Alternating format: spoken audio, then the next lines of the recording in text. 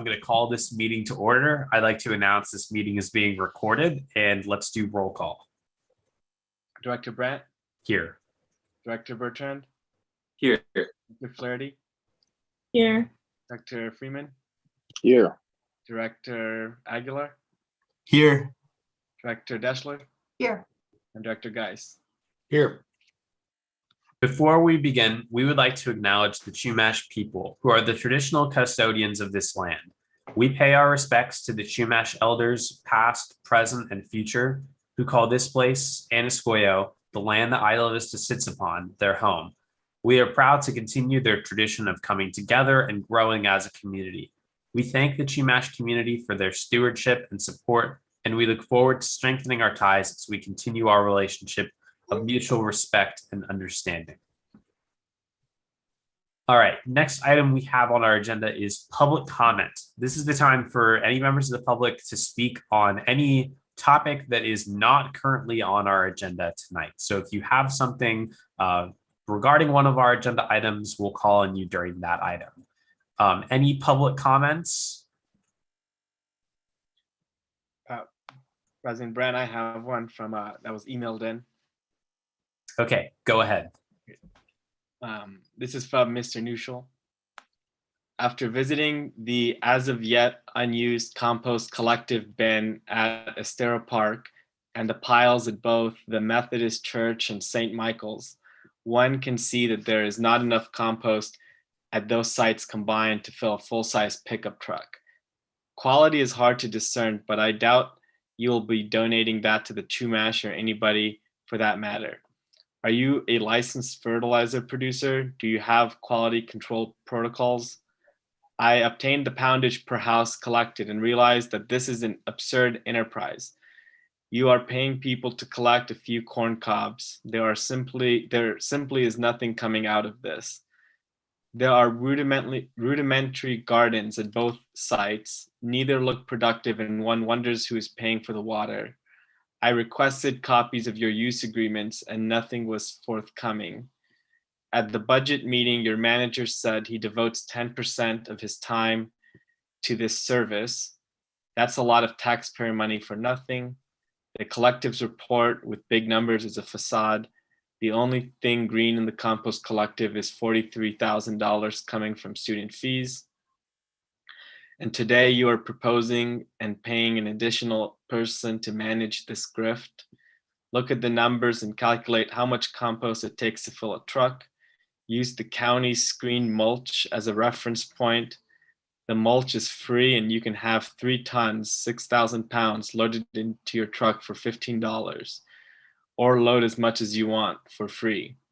If a government agency uses hard-earned money from taxpayers' trash, water, and power bills to manage something like this, there must be an actual service and accountability for that service. Lastly, you obtained a grant from the California Air Resources Board, CARB, for $180,000 based on your power to create a parking district, and yet amongst a herd of pop-ups in your scope of work, the word parking never appears. If you bothered to read and understand the IV Master Plan, you might see the irony of this omission. All right, thank you for that public comment. Are there any other members of the public that wish to speak during public comment on items not on our agenda today? Okay, seeing none, we're going to move to discussion and action item, or I'm sorry, I believe that I actually skipped over the consent agenda. It was hiding there. We're going to go to the consent agenda. Any directors have items they'd like to pull? Otherwise, I'll entertain a motion.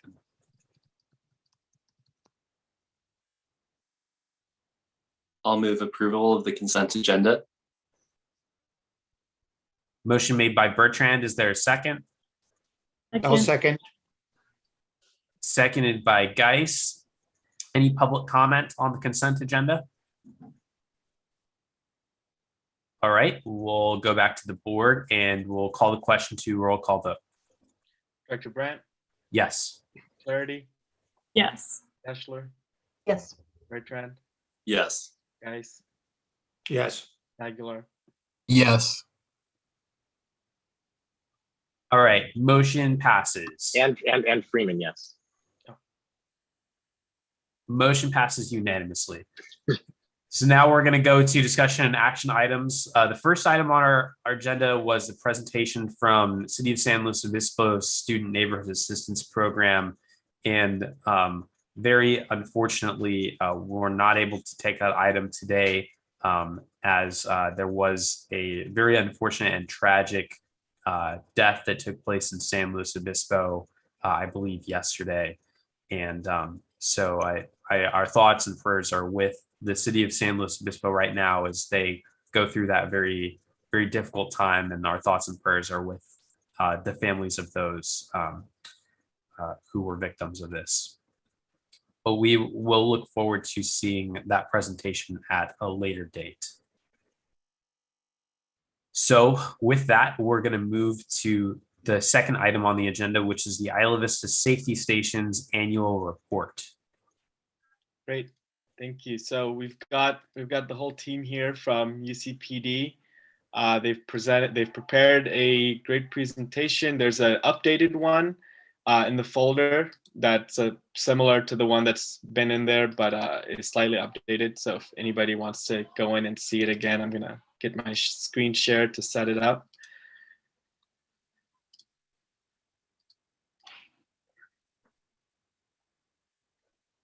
And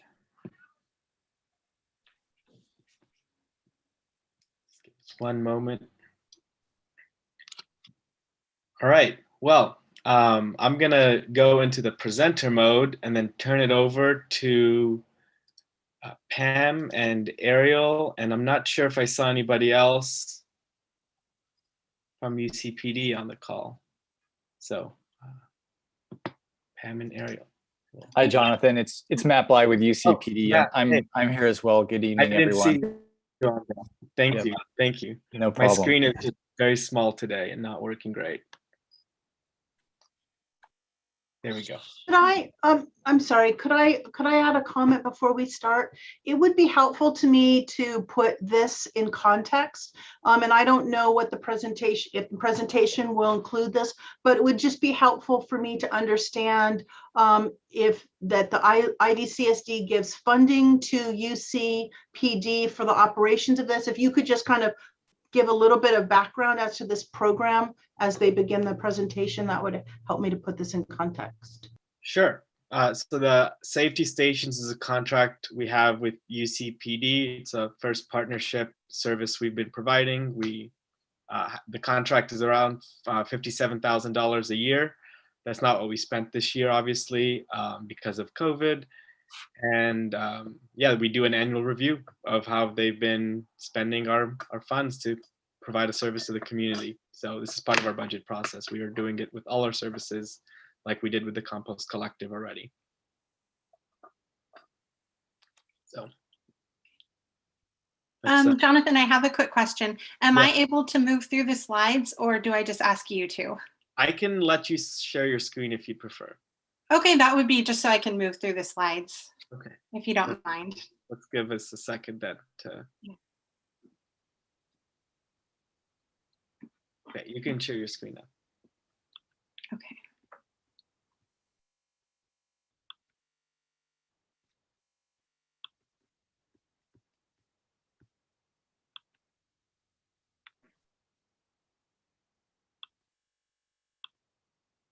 Okay. Can you guys hear me okay? Yes. Okay, thank you. Good evening, board and community members. My name is Pam Gebhardt, and I am the Assistant Coordinator for the CSO program. I would like to thank you for giving me the opportunity to present the annual review on the CSO safety stations.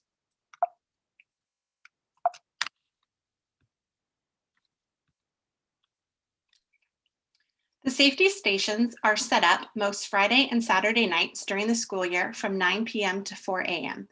The stations are located at Little Acorn Park, across from 7-Eleven, and window to the Sea Park on Del Playa.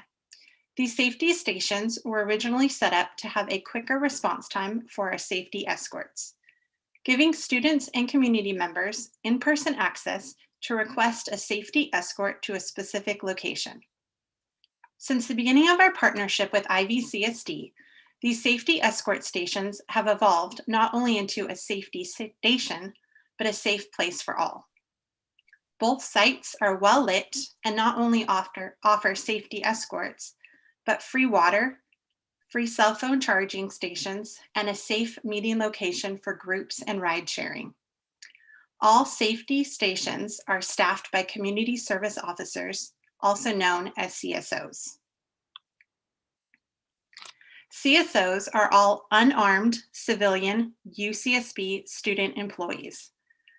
All CSOs complete yearly training, which includes 40 hours of administrative training.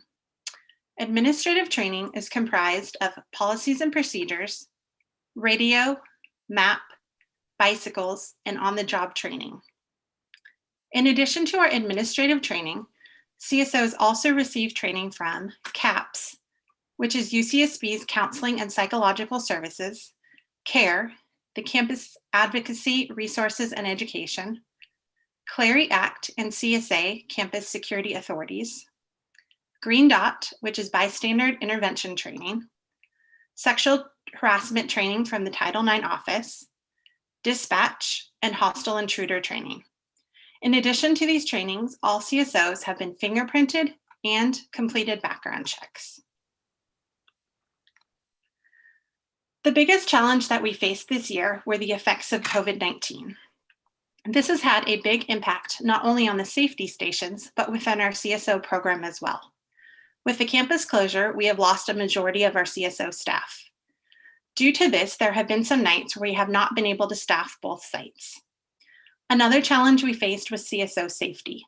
Just as we value the safety of all of our community members, our CSO safety is also a priority.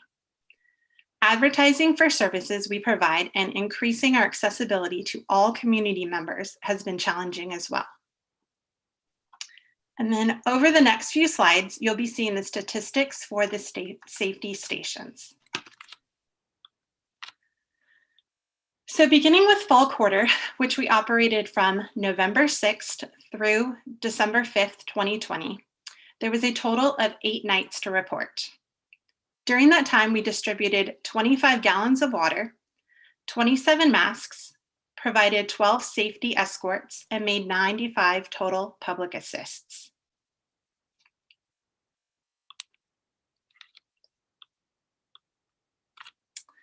Winter quarter comprised of 18 nights of operation from January 8th through March 6th, 2021.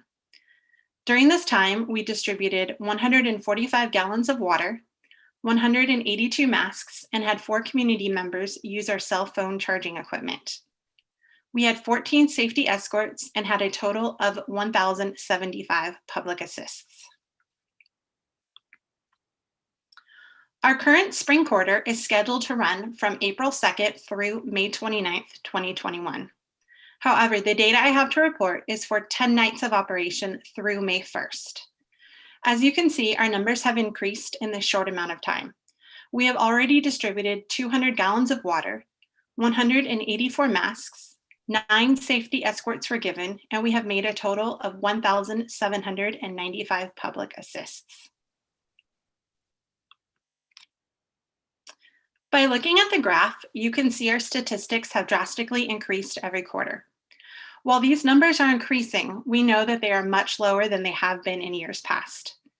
We also believe that the low numbers are a good thing. It shows that community members are being responsible and following CDC guidelines to stay indoors during this global pandemic.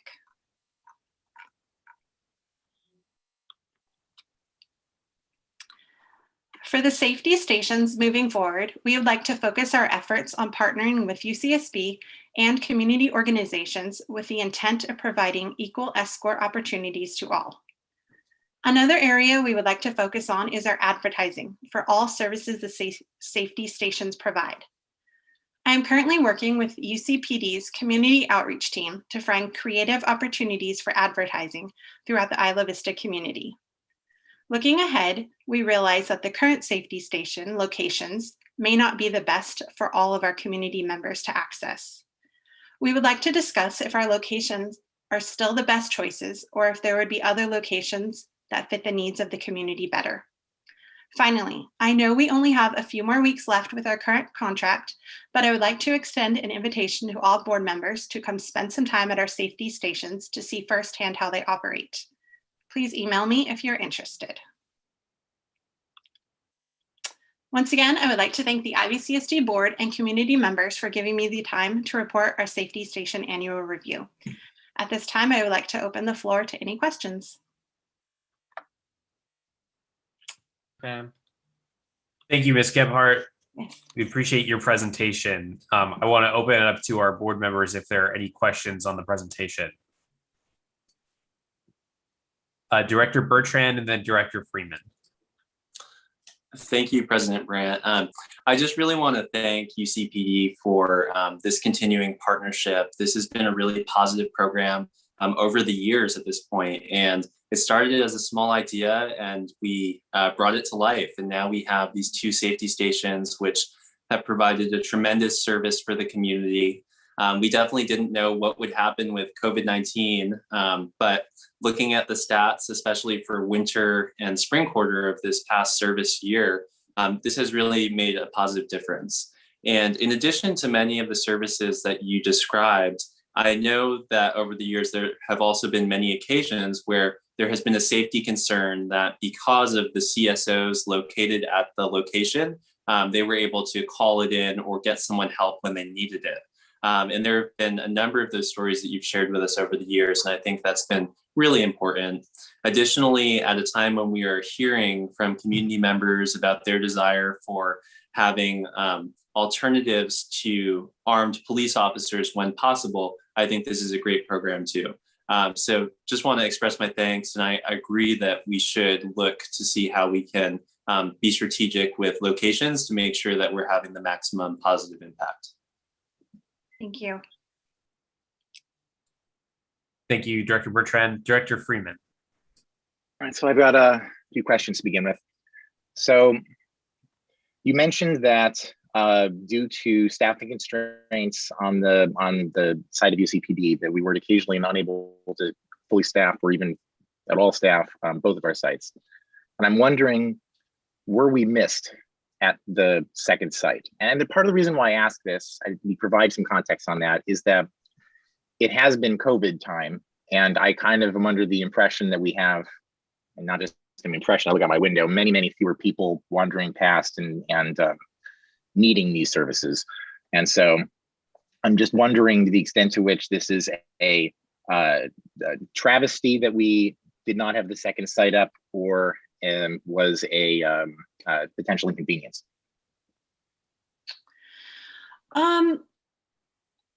I would say, so I've tried to be strategic in if we were only to run one site a night, where that site would be located. So if we can only run one site a night, I tend to usually staff Little Acorn Park on Friday nights and then Window to the Sea on Saturday nights. That tends to get the most amount of foot traffic, especially on Saturday night. So that's where we're seeing the larger numbers of public assists. At this time, I don't believe we have any data that shows if it's more of an inconvenience that we don't have both sites running, or if it's if we're handling the amount with just one site. Real quick, it's Ariel. Can you give them an idea of how many nights, just a general idea of how many nights we weren't running both sites? Was it a lot? Was it a little? I believe for spring quarter, well, I can give you like an average, like for hours wise, our contract, normally we try to, at the beginning of the year, it's roughly 3,000, about 3,500 hours that the CSO safety stations are contracted. And this year, we're probably going to be running through the end of the year only about 2,000 hours. So I believe for spring quarter, there were 4 dates that we've only had one station Thank you. site. Okay. Something you just said actually kind of ties into one of my other questions. You said that we normally are contracted for 3,500 or so maybe hours, and that we were operating for 2,000. Correct. Were we paying this last cycle for 2,000 or for the 3,500? For 2,000. So I direct bill. So every single month I send a bill over to Jonathan for that month's data, exactly what they worked, nothing more. And so even though that was our contract, we only direct bill. Okay. Next question is, when you talk about public assists, I saw in the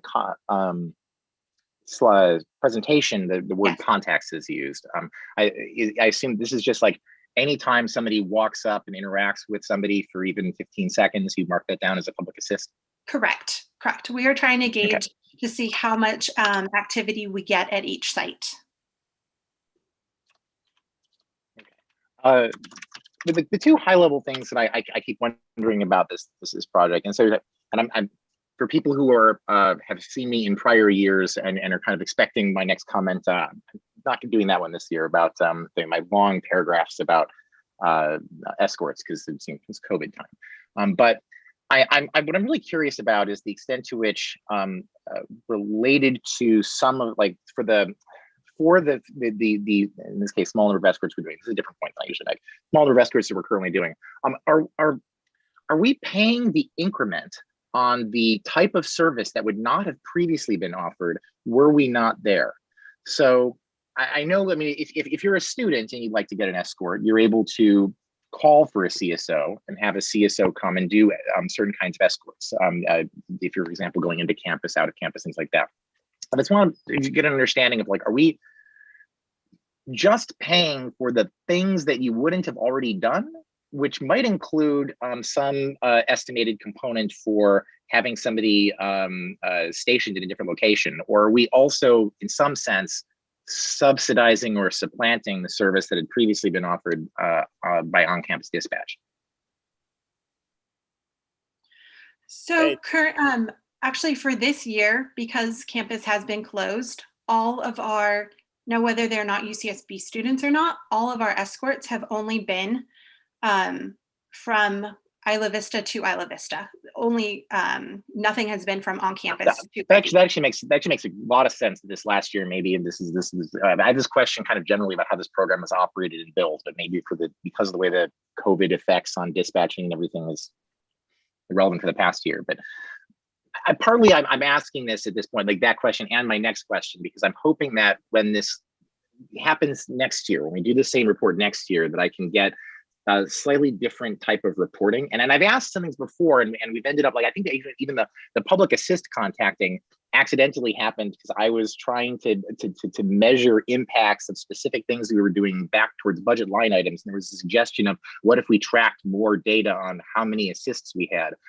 Whereas I actually found that a little bit weird because it wasn't really exactly what I was hoping to get. And so I have a better description of what I'm looking to get, which is my final point, which is I would love to see kind of a differential budget, which would be how much we're paying to obtain certain kinds of extra services. So for example, I am very excited by the fact that we're doing masks and water distribution, that we're providing, that means almost a facility, in fact, in the area that people are able to get access to. But I'm not certain when I look at the budget that we approve every year for this project, how much goes towards that. I've always been a fan of the amount of the fact that we have a public presence, and therefore I would be very sympathetic to the argument that, yeah, we were very much missed at that second location. But even if we had lower things we were trying to accomplish there. But I've been wondering how much we're paying for escorts or contacts or various sorts of things. And so my prayer in some sense is that when this comes back again next year, or during some aspects of budget negotiations and things, that we're able to get this a feeling for how much we're paying for the individual features of this project. Because I have always had the feeling, and I'm not going to go into the giant paragraphs of things, that there's like some subset of this program that provides most of what we really love out of it, but actually requires much lower cost involvement. But I don't think that's actually that relevant for this past year because you end up with minimum service like minimum service levels to even have a person stationed somewhere, and like I appreciate this COVID, so it's hard. So. Yes, I mean, I think we can work on that, those specific needs for next year. Keep tracking it from, when we come back in late summer, and go from there and see if we can get you better answers for next review, or even during budget negotiations.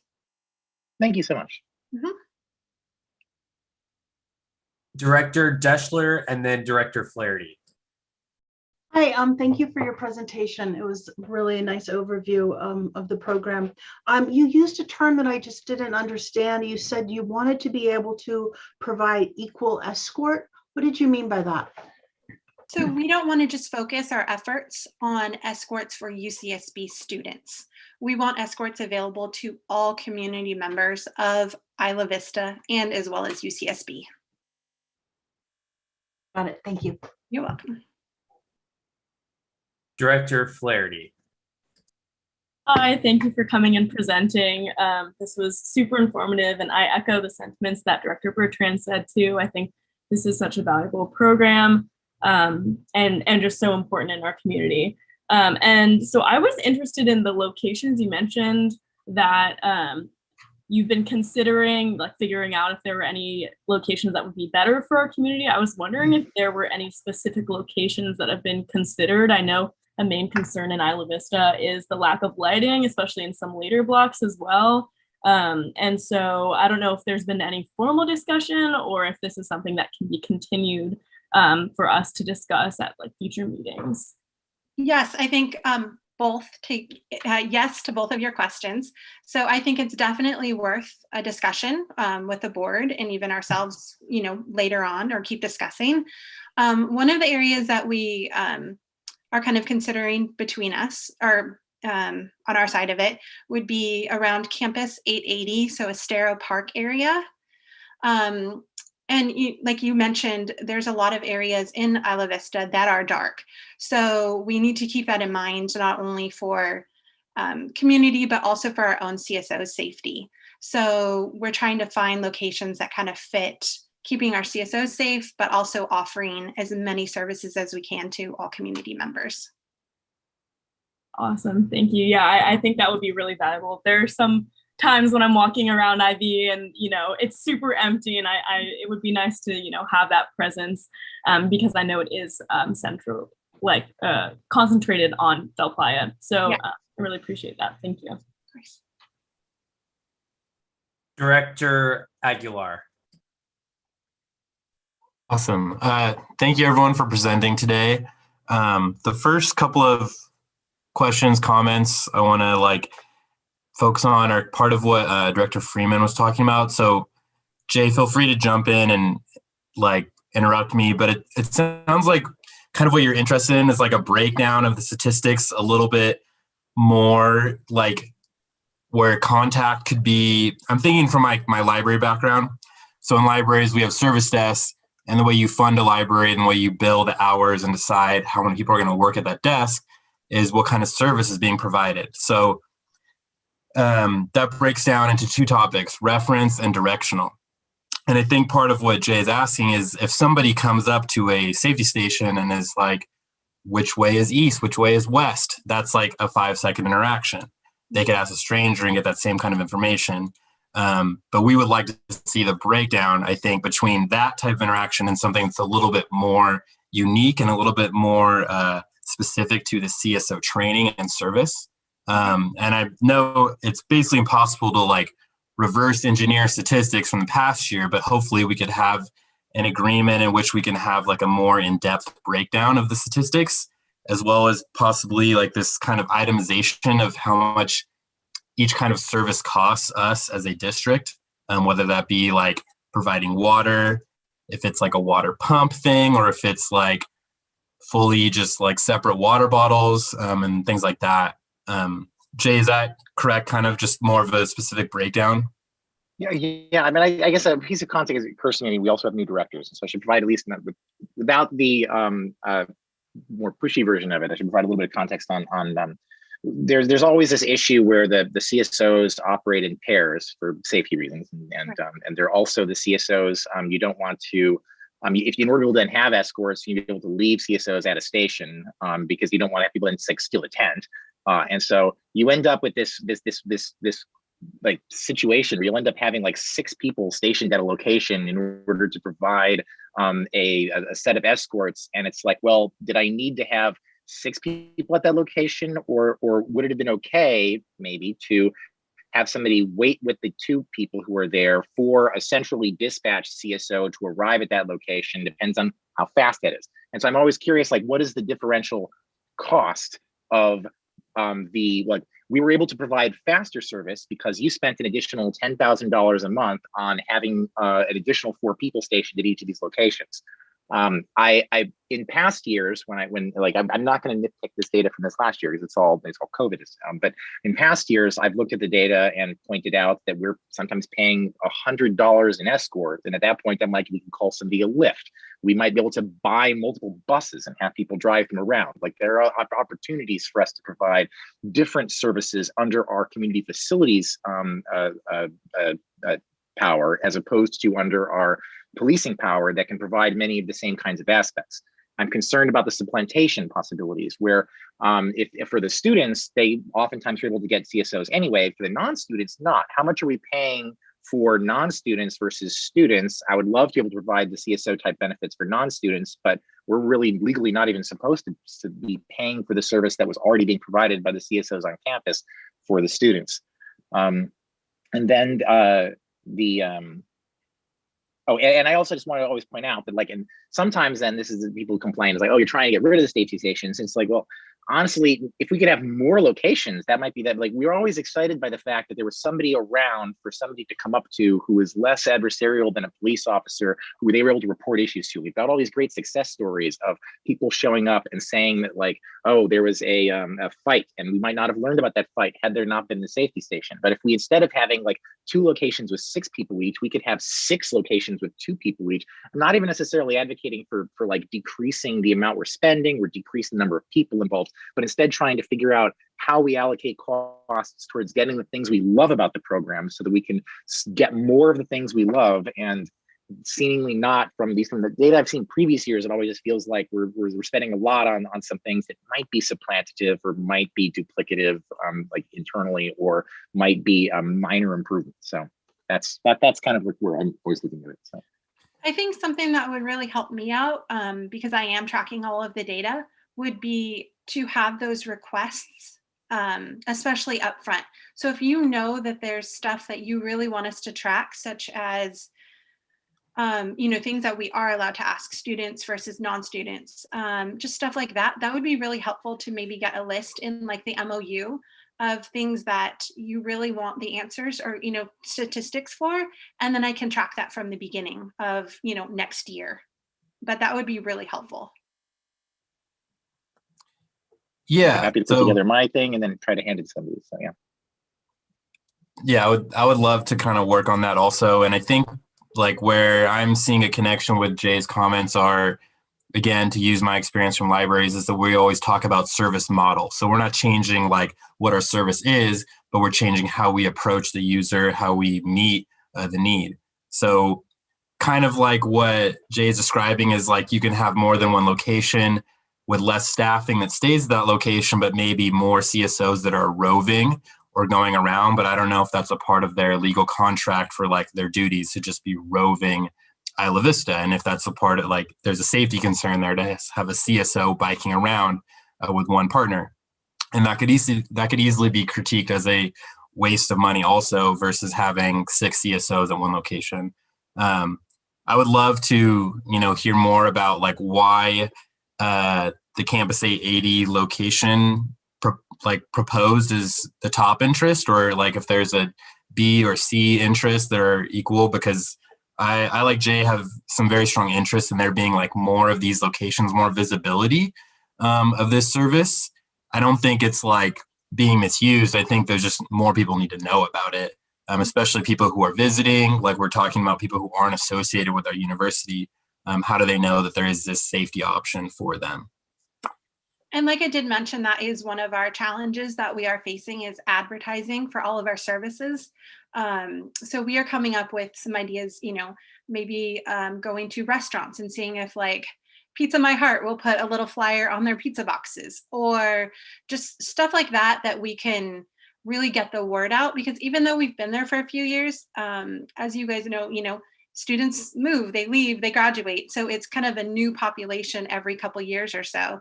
And so just making sure we maintain, getting the word out about our services every year.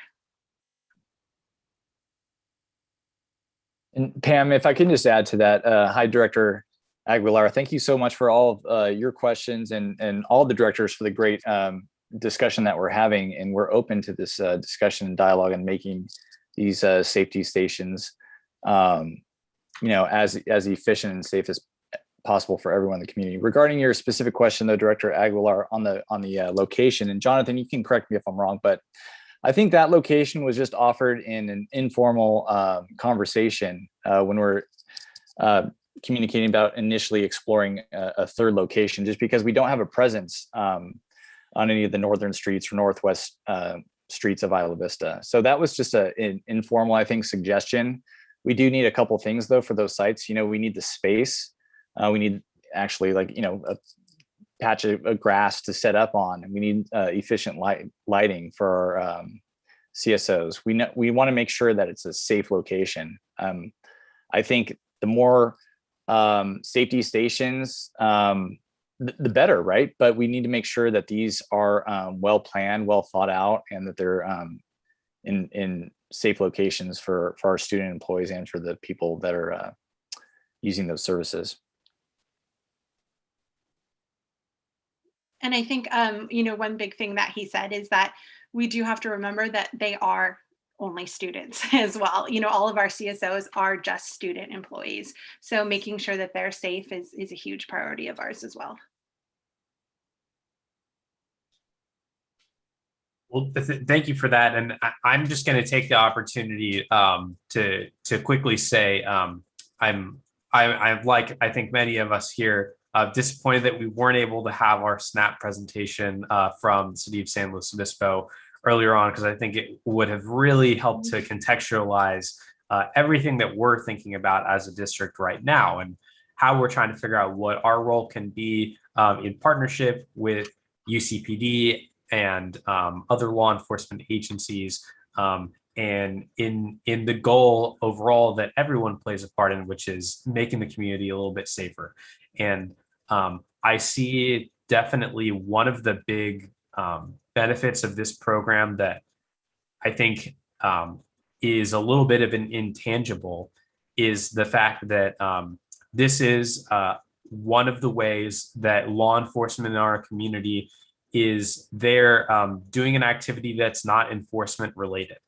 And I think that what the studies and data that I've looked at have shown is that that is something that really helps increase trust and with the community by creating that bridge, as these are student employees who are there providing public services, whether it's water, whether it's a walk home, whether it's just, I think Marcos mentioned which way is north, which way is south.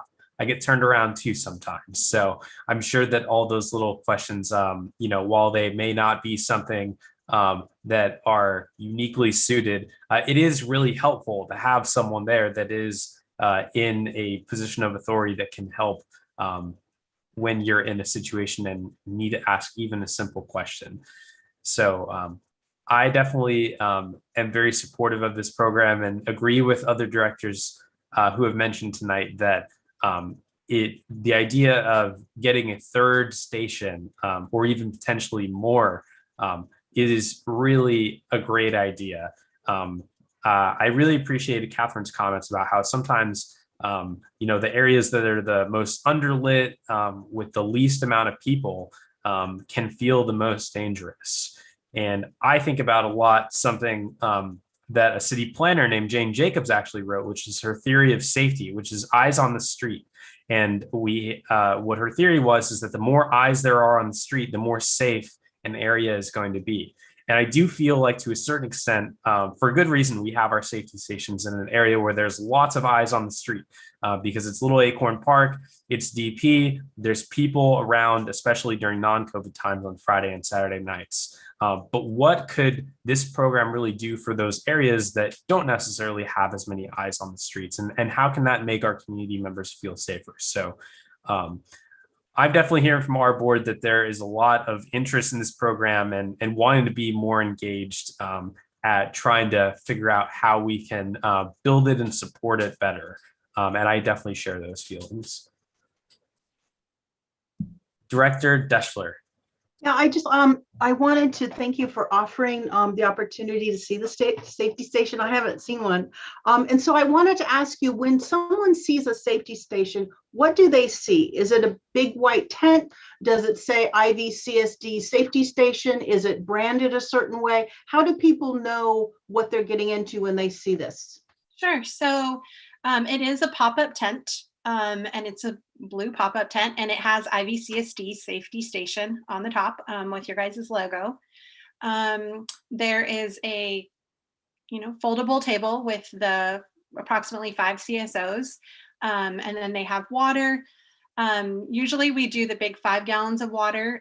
We had a little bit of a surplus of water from Deltopia order, so we've been using some of those water bottles, and just a little bit safer with COVID and cleaner and stuff. They'll have masks, they'll have stuff on the table. We have some flags advertising, phone charging stations, safety escorts. So we try to make it as welcoming as possible. And again, that, like I said, that has been a little bit of a challenge for us as well. Just making sure everybody knows what services we have to offer. Awesome, thank you. I'm going to take you up on your invitation. Yes, please. And I wanted to ask you another question. So we focused a little bit on other locations for a safety station, and I wanted to ask your advice on, are there other times or other times of the day or other things that you would like to add into the contract to provide a service that you're not providing now, besides just a location? Sure. Honestly, I think one of the things that has come to our attention from feedback from the CSOs is actually the hours of operation. So right now we're running it from 9 p.m. to 4 a.m. One of the possibilities would be to maybe shift that a little bit earlier, to maybe do like a 7 p.m. to a 2 a.m. The hours between 2 a.m. to 4 a.m., and this is from CSO feedback, is very slow.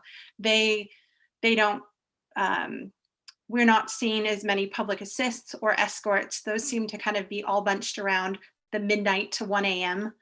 Time frame. And so I think maybe moving it earlier, while it is still, somewhat light outside, I think at least people especially from my CSO's account, they said people will see us before they go out for the evening. So hopefully they'll remember us while they are still be able to comprehend that information, so that when they come back, they know that we're there, as opposed to starting, they're already out by the time we start. Got it. Thank So you. that's just one of the things that we've tossed around with hours. As far as, services we provide, I think obviously the water has been a big hit. And, the cell phone charging has gone down a little bit this year. I'm not sure if that's just due to COVID and people aren't really hanging around the tents as much as they have in years past. They come and they'll either grab water or wait for the escort or ride share and then leave. So hoping to see, increase in that service next year.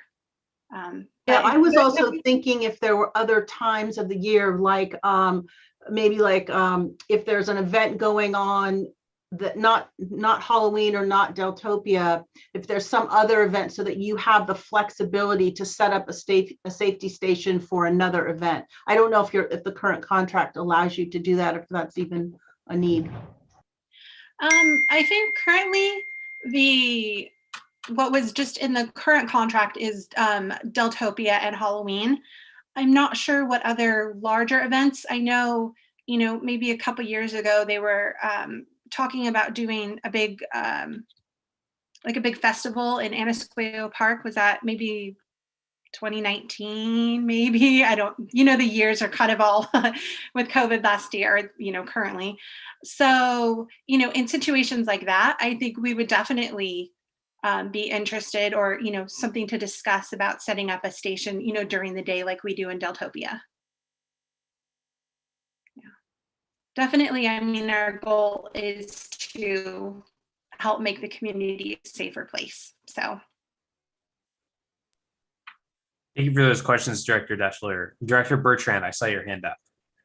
Yeah, thank you. I really appreciate this discussion. I think there are a lot of great ideas. Definitely want to echo both what Director Flaherty and Brant said with just having that presence. Like, it creates a situation where you're not walking alone at night, especially if it is on a street where there aren't many other people around. And I've thought about that in different pieces, but it's really hitting me how important that is, especially late at night, say on Del Playa.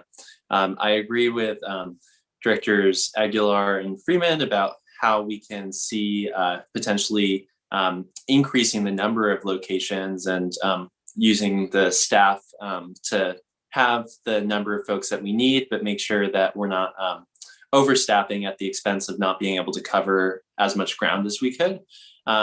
Because I do think that there are a lot of opportunities for growth.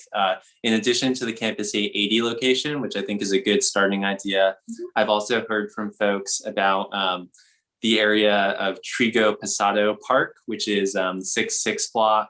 I've also heard along Camino Corto, because there are a lot of students who walk from Santa Catalina area into Isla Vista and back. So those are just two other examples. I think there's a lot of room for growth, and I'm glad that we have this review now, because we're in a great position to really take this program to the next level as we approach not only reopening, but also this new academic year. And then one more idea that I have, just given the previous discussion about how people call rides from these locations at times.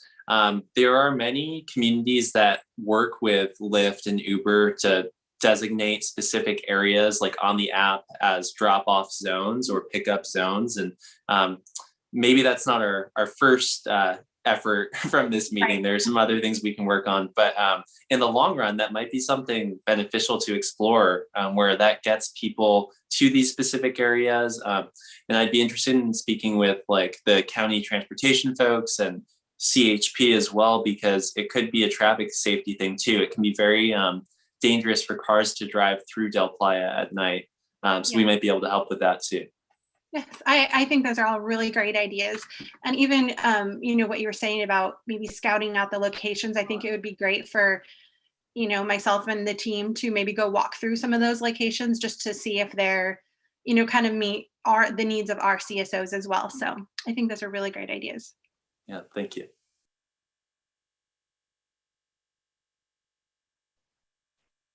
Well, I've got one more thing that I'll mention, and I think I kind of touched on it earlier, that I'm disappointed, like everyone else, is that we didn't get to hear from the City of San Luis Obispo program, because I think what we're going to find there, and from what I've done, at least, and seen in my research preliminarily, is they've got a really incredible program where they're utilizing student workers in a similar but not exactly the same way as we are here.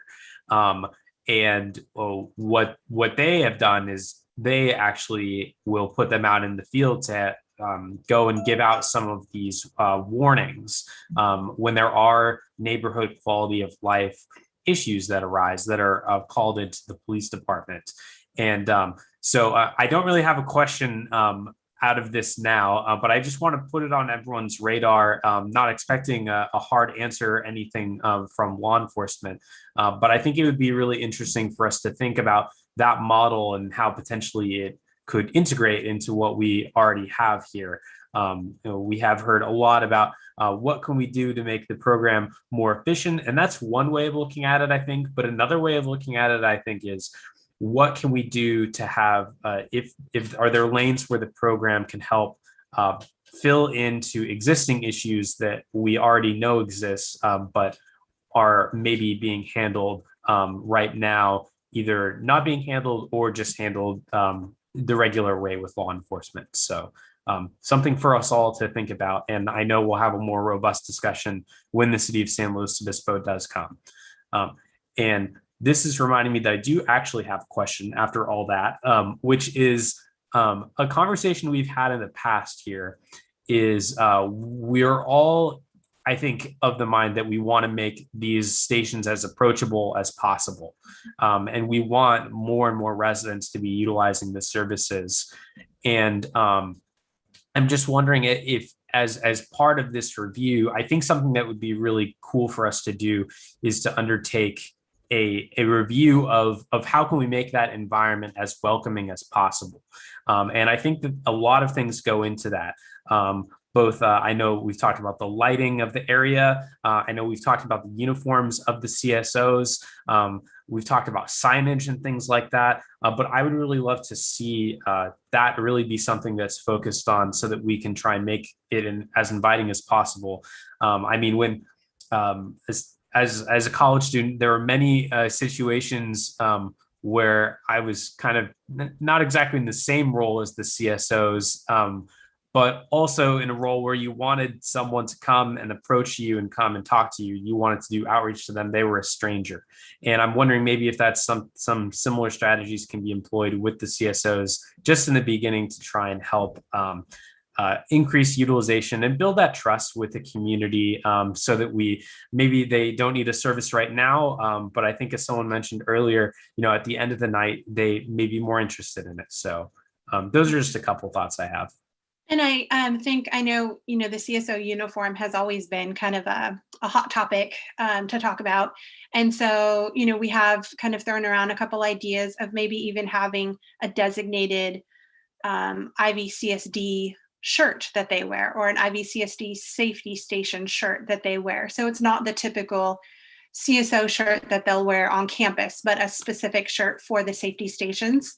Maybe in a different color, or just, any way that we can to make the tents more approachable is definitely our end goal.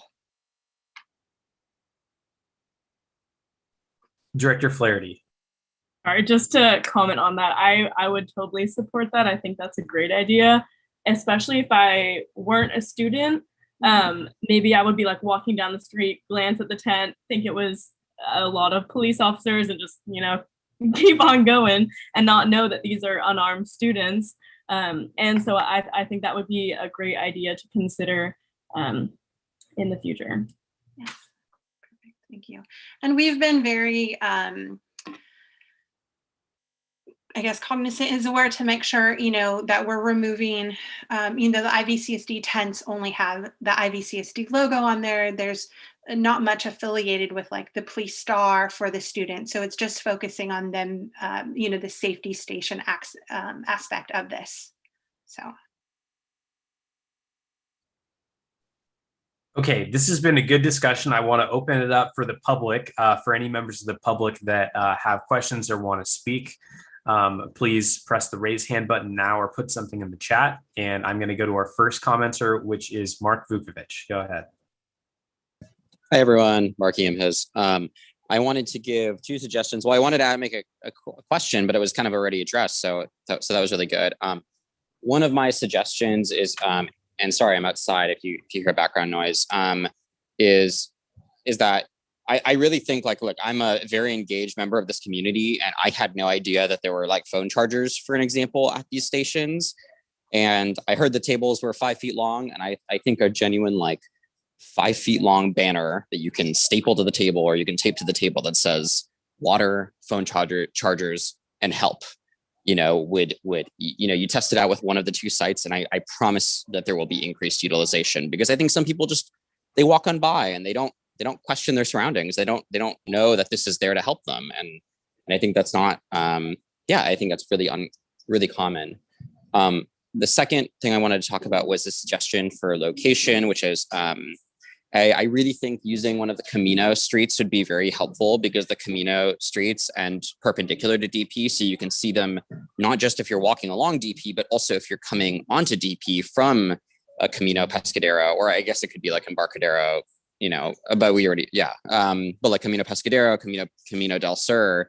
So if you're walking onto DP, you can see the safety station. And then also if you're walking along DP, you could see the safety station. The other suggestion I wanted to make is also potentially putting one of these, if we are interested in a third one, putting them near the frat row. I think that would see a different type of level of safety, maybe people utilizing. And then the last thing I wanted to say, which is this is the point that was addressed by Ms. Gebhardt, is I've heard a lot from many CSOs that that there's like a really decrease in utilization of services at about midnight, which is really understandable because of the noise ordinance. And so to have them going there until 4 a.m, they're both really bored and really cold. And I just don't think it's like necessarily the best use of like taxpayer money. And so the 2 a.m. idea, I think, is a really, really good one that I really think we should be considering, because I think that would it's just a better use of community money and better quality of service. So you don't have not to say that CSOs get cranky, but I know I might if I was out there and cold until 4 a.m. Yeah, those are all my comments. And so I guess in terms of throwing my hat in the ring about the data conversation, if we could see the timeline for utilization of services, how many services are used at 8 p.m., 9 p.m., 10, 11, 12, et cetera, I think that would be really interesting to me to see in a future presentation. Anyways, thank you all. That's it for me. Thank you very much. I definitely like that about the utilization timeline. That is definitely something we can do. And you did hit on a big point that yes, CSOs get very cold out there. And also, we want these shifts I want CSOs to work these shifts. And so this is one of because of the long, late hours, it is a little bit harder to fill these shifts. They all get filled, but when we have our normal staffing, so maybe decreasing the time because they are students and have, some of them have morning classes, it would help as well. So.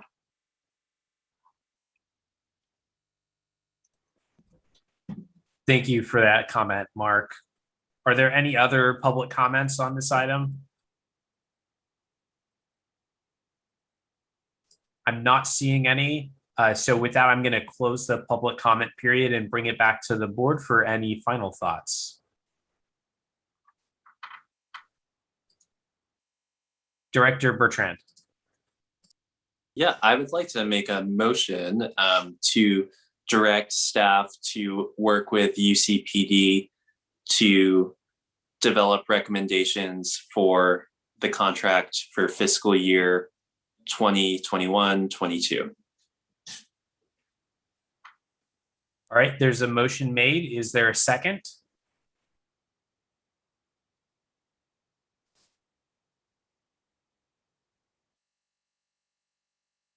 Do we need to add anything to that, or feel free? Just bottle up the discussion and it goes right into that amendment?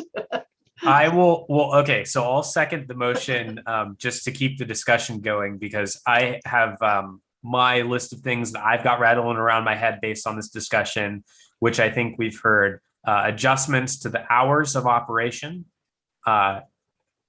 measures to increase the approachability of the physical locations, increased data collection, and something about a new location.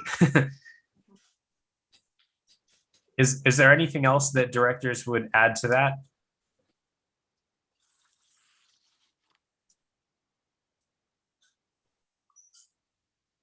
Okay, I'm not seeing any. Jonathan, I don't know if you're quick with your fingers on that, but do you think you can read back what we have? I wrote, my screen's going all over the place. I wrote direct staff to work with UCPD to develop recommendations for fiscal year 21-22, including hours of operation, increasing visibility, increasing data collection, and a new location. And if you want to put parenthesis S next to location, because we may have multiple. Right. Yeah. And I would add not just visibility, but approachability as well. I didn't hear that one.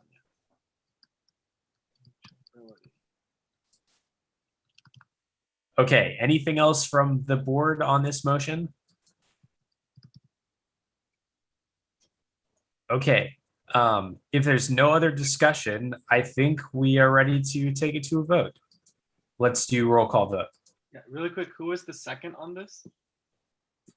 I think it was me. Okay. Yeah. Spencer. A rare second from me. Spencer. All right, Director Brandt, Yes. Flaherty, Yes. Deschler, Yes. Bertrand, Yes. Geis, Yes. Aguilar, Yes. Freeman. Yes. All right, that will conclude our discussion on this item. I want to thank Ms. Gebhardt, you for your presentation, Lieutenants Bly and Bernays for also tagging along and helping answer some of the questions. And I know we all look forward to this item coming back in the future and to our future discussions about everything else that we're working on together. Thank you very much. Thank you so much for having us. Thank you. Okay, we're going to move to our next item, which is the Santa Barbara Metropolitan Transit District service changes. Excellent. So we've got another guest here tonight, Hillary Blackerby, who's going to be presenting this. And we do this one, I think almost every year too, maybe not every year exactly, but it's just the service changes. We don't have to take any action. So it's information for the public and us. Hillary, do you want to control the slides or you want me to do it for you? If you could, that'd be great. I didn't pull them up. I got it. Okay, perfect. So while you get that up, just want to say good evening to the board, and so good to see so many familiar faces. Yes, generally I would be there every year. We did skip last year because, well, you know what happened last spring, and we did end up, as I'll discuss, reducing some of our service because, well, a lot of your residents left the community for a while, but we know that people are coming back. So just to introduce myself, I'm Hillary Blackerby, Planning and Marketing Manager at Santa Barbara MTD. We're the transit district that serves the South Coast, and of course that includes Isla Vista. So we can go to the next slide. So normally I would come to you and say, this is what we've been working on in planning. This is what we're thinking, on-time performance, all kinds of changes. And it's pretty cut and dried. Because of the pandemic, nothing is simple. And we are more constrained than we've been in the past. And so as I talk about what our recommendations are, I just want to sort of set this up with what the decision-making factors are. And this is what has, ruled our decision-making over the past 14 months, really. So first, public health and fiscal stability. From the start, from actually last February, we started with health and safety protocols with our employees, with our buses, with them being disinfected on a daily basis and following all the industry best practices for that. And so we've continued to do that every single day since, and to keep our passengers safe and to keep our employees safe. And we're really proud of how we've been able to do that. Another public health factor, right, is that until yesterday, starting March 19th of last year, we did not charge fares. We were having people board in the rear door to stay away from the front and stay away from the bus operator. And so we did that. And of course, we also limited the capacity on the buses. It's been at varying levels. Right now, it's 20 people on a 40-foot bus and 15 on a 30-foot bus.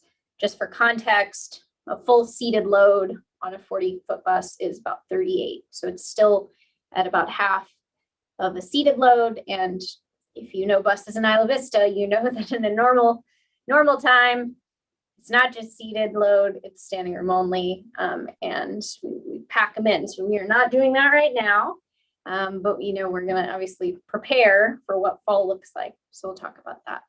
As far as fiscal stability goes, we've been very lucky that the stimulus packages that have come out of Washington have contained funding for public transit. Obviously, this hit transit very, very hard across the country. No one was spared because the same thing was happening everywhere. And so with the loss of revenue and ridership and all the things that normally feed our district, those things went away. And so some of that has been supplanted by some federal stimulus. How long that lasts is the question, right? We want to slow that burn rate down so that it can last us and keep us whole until such time as ridership, the pandemic ends and ridership is able to rebound and get us to those really high levels that we were at before the pandemic. School closures and schedules. Whoops. There we go. School closures and schedules. Obviously, not just University, Santa Barbara City College, and actually our junior highs and high schools in the area. All year, it's the will they or won't they? Are they coming back in the fall? Are they coming back in the spring? At what percentage? And so our first sort of beachhead in that has been with K-12, because we do provide quite a lot of service to our junior highs and high schools. And so they've come back in person and we've been serving them. But obviously looking at all the different levels of how many people are coming back to City College, how many people are coming back in person to UCSB. Those are all things that we're paying attention to, and that also drives our decisions. But the thing that limits us the most is our workforce, right? If you don't have enough bus operators and buses to do the work, you're not going to put it out there, right? You're not going to put it on the schedule. You can't. And so we do have a shortage of bus operators. It's always been hard to hire bus operators. It takes a special kind of person. And so we are constantly recruiting. Put a plug out there. If anyone's interested in a new career, we are definitely hiring, and we train and we pay while we train. But that's something that does take time. Obviously, people continue to retire or move on to other jobs. And so it's something that is really our limiting factor at this point. So knowing all of that, we'll move into what we've done this past year and what we're looking forward. So next slide. So the overview of our proposed changes, and these would go into effect on August 16th, 2021. Generally, we do our service changes in the middle of August. That cues us up for the beginning of various school years. I'm just going to go briefly over what they are, and then I'm going to hone in on the ones that are Isla Vista specific. But this is just so you know, all of our changes system-wide that we're proposing. Partial or full restoration of lines 15X, 16, 27, and 28. Continued suspension of lines 10, 36, 37, 90, 91, and 92. The termination of our downtown and waterfront shuttles in Santa Barbara downtown. And then the Seaside shuttle in Carpinteria, which is currently suspended, that's line 36. Upon its eventual return, we're looking at a slight change in the routing. So I won't be going over routing of Carpinteria shuttles in this meeting, but if you are interested, I'll give information at the end on how you can weigh in on all these changes. Next slide. So this is what we did last year. So in March and April, as campuses were closing, as the economy was locking down, we suspended these routes. So specifically ones that serve the Isla Vista area, 15X, 16, 28. We reduced service on the 27. I'll talk about that later. And then booster services to the secondary schools. Some of them serve Isla Vista. We stopped that. We did 2 service reductions, March 19th and April 6th. The shuttles downtown, some of our other shuttle service. We have Amtrak first and last mile service that we do with the retimed peak train trips. One of them actually goes to UCSB and sort of Old Town Goleta. We ended up, that's line 91. We ended up pausing that because the peak hour train, they went away the morning and afternoon. So they're gone for now. I think they're going to probably come back in 2022. So we paused that service as well. So that's what we suspended. On the right here is the back of our schedule guide, if you're familiar with the newsprint booklet. And so you can see in context, that's several of our lines, right, that have been on pause for now over a year. Next slide. And we did bring back the boosters to the junior highs and high schools. When they came back sort of partial in March, and now they're fully back, with some students still remote, but with, I think, about 80% in person. And so we are doing that service, which we had suspended before. This is something that if you've seen these presentations over the years, you know that generally we're coming to you and saying, okay, there's some of our lines where the schedule isn't quite right, or the bus is getting stuck in traffic and it's late or whatever. We've done a lot of work over the past 5 years to improve what we call our on-time performance. And this year, as we looked at everything, and we were looking at this before the pandemic too, of course, and tracking it on a monthly basis, we actually aren't seeing any issues that are major that would warrant a change to the schedule because of on-time performance. So that's something I'm really proud of. We're really proud of. I'm proud of our team and how we've just hacked away at it year after year. You know, the same technology that we have that allows you to track your bus and see when the next one's coming. On the back end, that information comes to us and we can analyze all of our on-time performance. So we're really proud of that. So I do not have any on-time performance changes proposed, which for me is very exciting. So I just wanted to little humble brag there about our on-time performance. Next slide, please. Okay, so line 15, this goes between UCSB and Isla Vista and Santa Barbara City College. Pre-pandemic, it had 15 to 30-minute headways, so it came that frequently Monday through Thursday, and then 35-minute headways on Friday. There just aren't as many classes at City College on Friday, and it sort of ends earlier in the day. And then we had limited service in the summer and like a few weeks a year because of kind of overlap, winter break and things like that.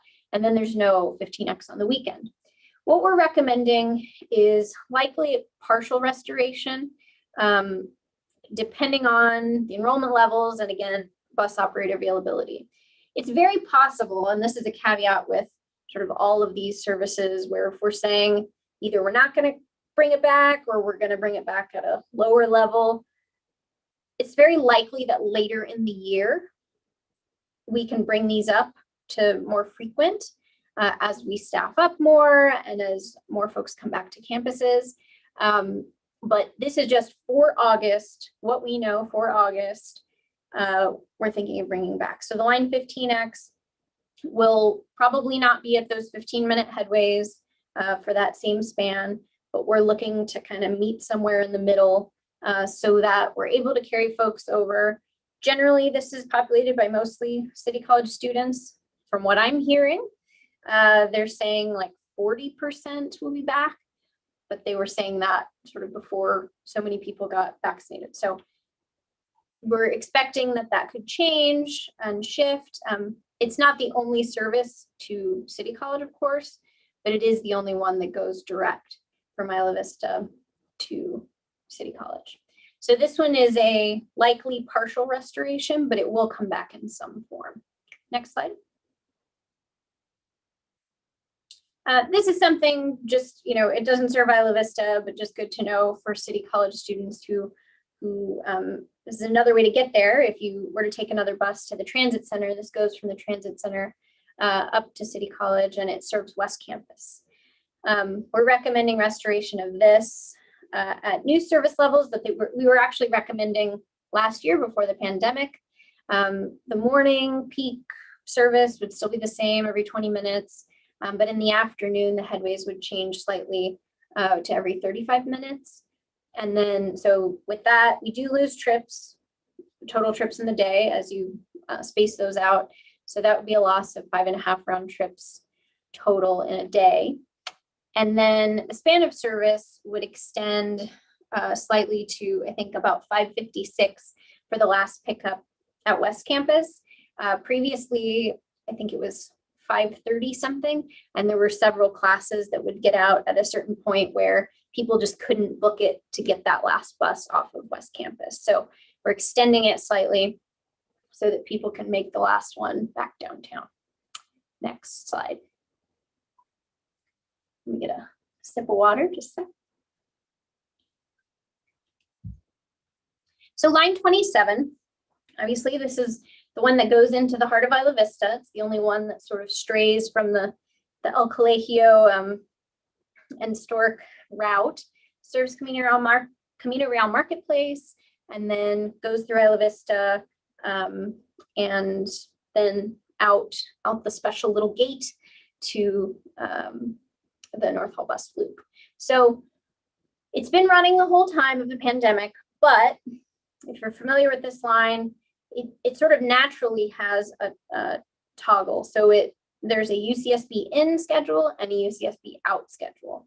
The out schedule is active in the summer, it's active on spring break, it's active over winter break, but it's not as frequent. It's 35 minutes on weekdays, and then the weekends are same all year round. UCSB in is more frequent, it's twice as often basically, is about every 14 minutes. So again, this depends on how many folks are coming back. What we're hearing is maybe 2/3 of UCSB students, maybe more. So to us, 2/3 is basically everyone at this point, especially if we have any kind of restriction of how many people we can fit on a bus. So we are recommending to return this to full UCSB in if on-campus instruction resumes, which we expect it to. Next slide. So line 28, this is the shuttle that goes around Camino Real Marketplace, down Stork, down El Colegio to campus. This is the one that is operated in partnership with the university. They help fund the operation of this route, which we greatly appreciate. And that's this was, to offset the impacts of the new housing towards the end of Ivy, San Joaquin, Santa Catalina, Sierra Madre, and it's done a tremendous job. This is always the one we brag about the most, and so it's been rough to not have it for a year. Before the pandemic, headways were every 10 minutes, so very, very frequent. Just trucking down El Colegio, you just see tons of them. And so we're taking a look at what the level of service could be, what we have the ability to bring back, also looking for information on how many people are going to be living in those apartments and dorms. That will help us too. But likely this will be restored not back to 10 minutes right away, more in the 15 to 18 minute range. But again, this depends on our availability, because to have that frequent of service, and it's the span of services from 7 something in the morning to nearly midnight. And so that takes a lot of person power to make that happen. Next slide.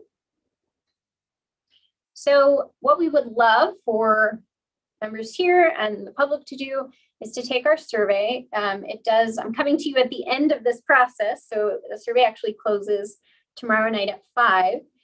But the surveys can be found in English and Spanish at sbmtd.gov/service changes. The survey has a description of everything I just talked about, and a place where you can give feedback and say what you like about it, what you don't. And so that's helpful. If you have so much input that you feel like you can't fit it into the survey, you can send an email to info@sbmtd.gov. All of these results and all the public input and feedback, of which there's been quite a lot, mostly about the downtown waterfront shuttle this year, is going to be compiled. I'm actually compiling it now to share with our board of directors at our May 18th meeting. That's at 8:30 a.m. It's available on Zoom on our website, and that's when they'll decide on a service plan for August, so that we can start moving forward and making changes and preparing, printing the books and all of that. Next slide. Just want to give you an update real quick on some other things we're doing. The Transit Center downtown Santa Barbara was being renovated. It's now open to the public. You can't hang out in there yet just for COVID restrictions, but you can come in for transactions, purchase passes, get information. If you happen to be downtown, I'd encourage you to check it out. It's really nice. We're really proud of how it turned out. Fare collection did begin again yesterday. So we're going with the flow. People are, getting it together, getting those passes, getting that cash together. Obviously, they've had more than a year of free rides, and so it takes a little time to figure it out. But that is back in business. So we're asking folks to board at the front door once more. And then, I don't know why Trans Center's in there twice, sorry. And then a process that's going to be happening starting later this year is development of a new short range transit plan. So what short range means in this context is 5 years. We received a grant to develop a new plan. Our last one actually expired in 2019, and we've been trying to get grant funds to fund it. So we finally did. And this will be really broad. You're going to be hearing from me again, broad community outreach and engagement on what the community wants to see for the future, at least the near term, for our service throughout the South Coast. There'll be a lot of ways to participate, a lot of sort of visioning to do, and all kinds of input about the future. So look forward to that. And I also want to, I know this is an item later on the agenda, but congratulate the district on the Sustainable Transportation Equity Project or program grant that you received. It's really exciting. And I know we at MTD look forward to helping you execute that and get through it. So I think that's my last slide. Pretty sure. And so with that, I'm happy to take any questions. Thank you for that report, Ms. Blackerby. I'm going to go to questions from our board. Director Flaherty. Hi, thank you for this presentation. I just had a quick question. I believe you mentioned, but correct me if I'm wrong, that there's a route from UCSB to Amtrak directly. Wait, first of all, did I hear that correctly? Yes. Sorry, yes, I did say that. In fact, yeah, it's for specific trips. So there's one in the morning. So there are two that actually leave the Goleta train station in the morning when that very early train arrives from south. So I think it ended up arrived around 6, well, almost 7 o'clock, I think, to Goleta on weekdays. And that ended up, and so our line 91 leaves the Goleta train station, and it actually goes to the train station. Leaves the Goleta train station, goes down Hollister, serves Old Town, and then hops on 217 and drops off at UCSB, I believe at Elings Hall Circle, and then also at the bus loop.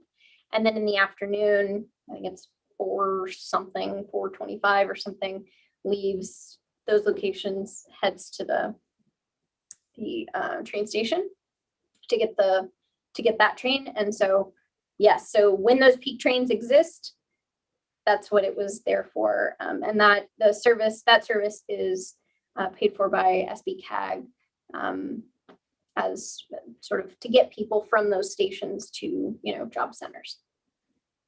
Thank you. Yeah, I've heard a lot of feedback from people in Isla Vista that having a direct route from Isla Vista specifically, this is just to give feedback. I know y'all are seeking it specifically from Isla Vista, not just on campus, but like actually in the area, to Amtrak would be super helpful for a lot of people if they aren't living on campus. Hauling their luggage maybe to the bus station can be a lot.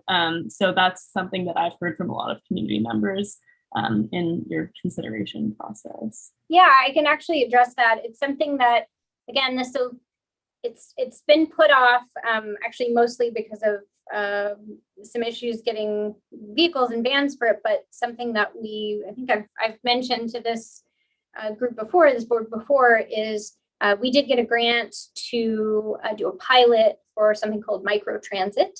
And what that is a smaller vehicle, so like a van, about an 8-passenger, like Ford Transit van, that's ADA accessible, that would serve. So basically what microtransit is, it's on-demand flexible service that you can order up with an app for one flat rate, any 2 points within a specified zone.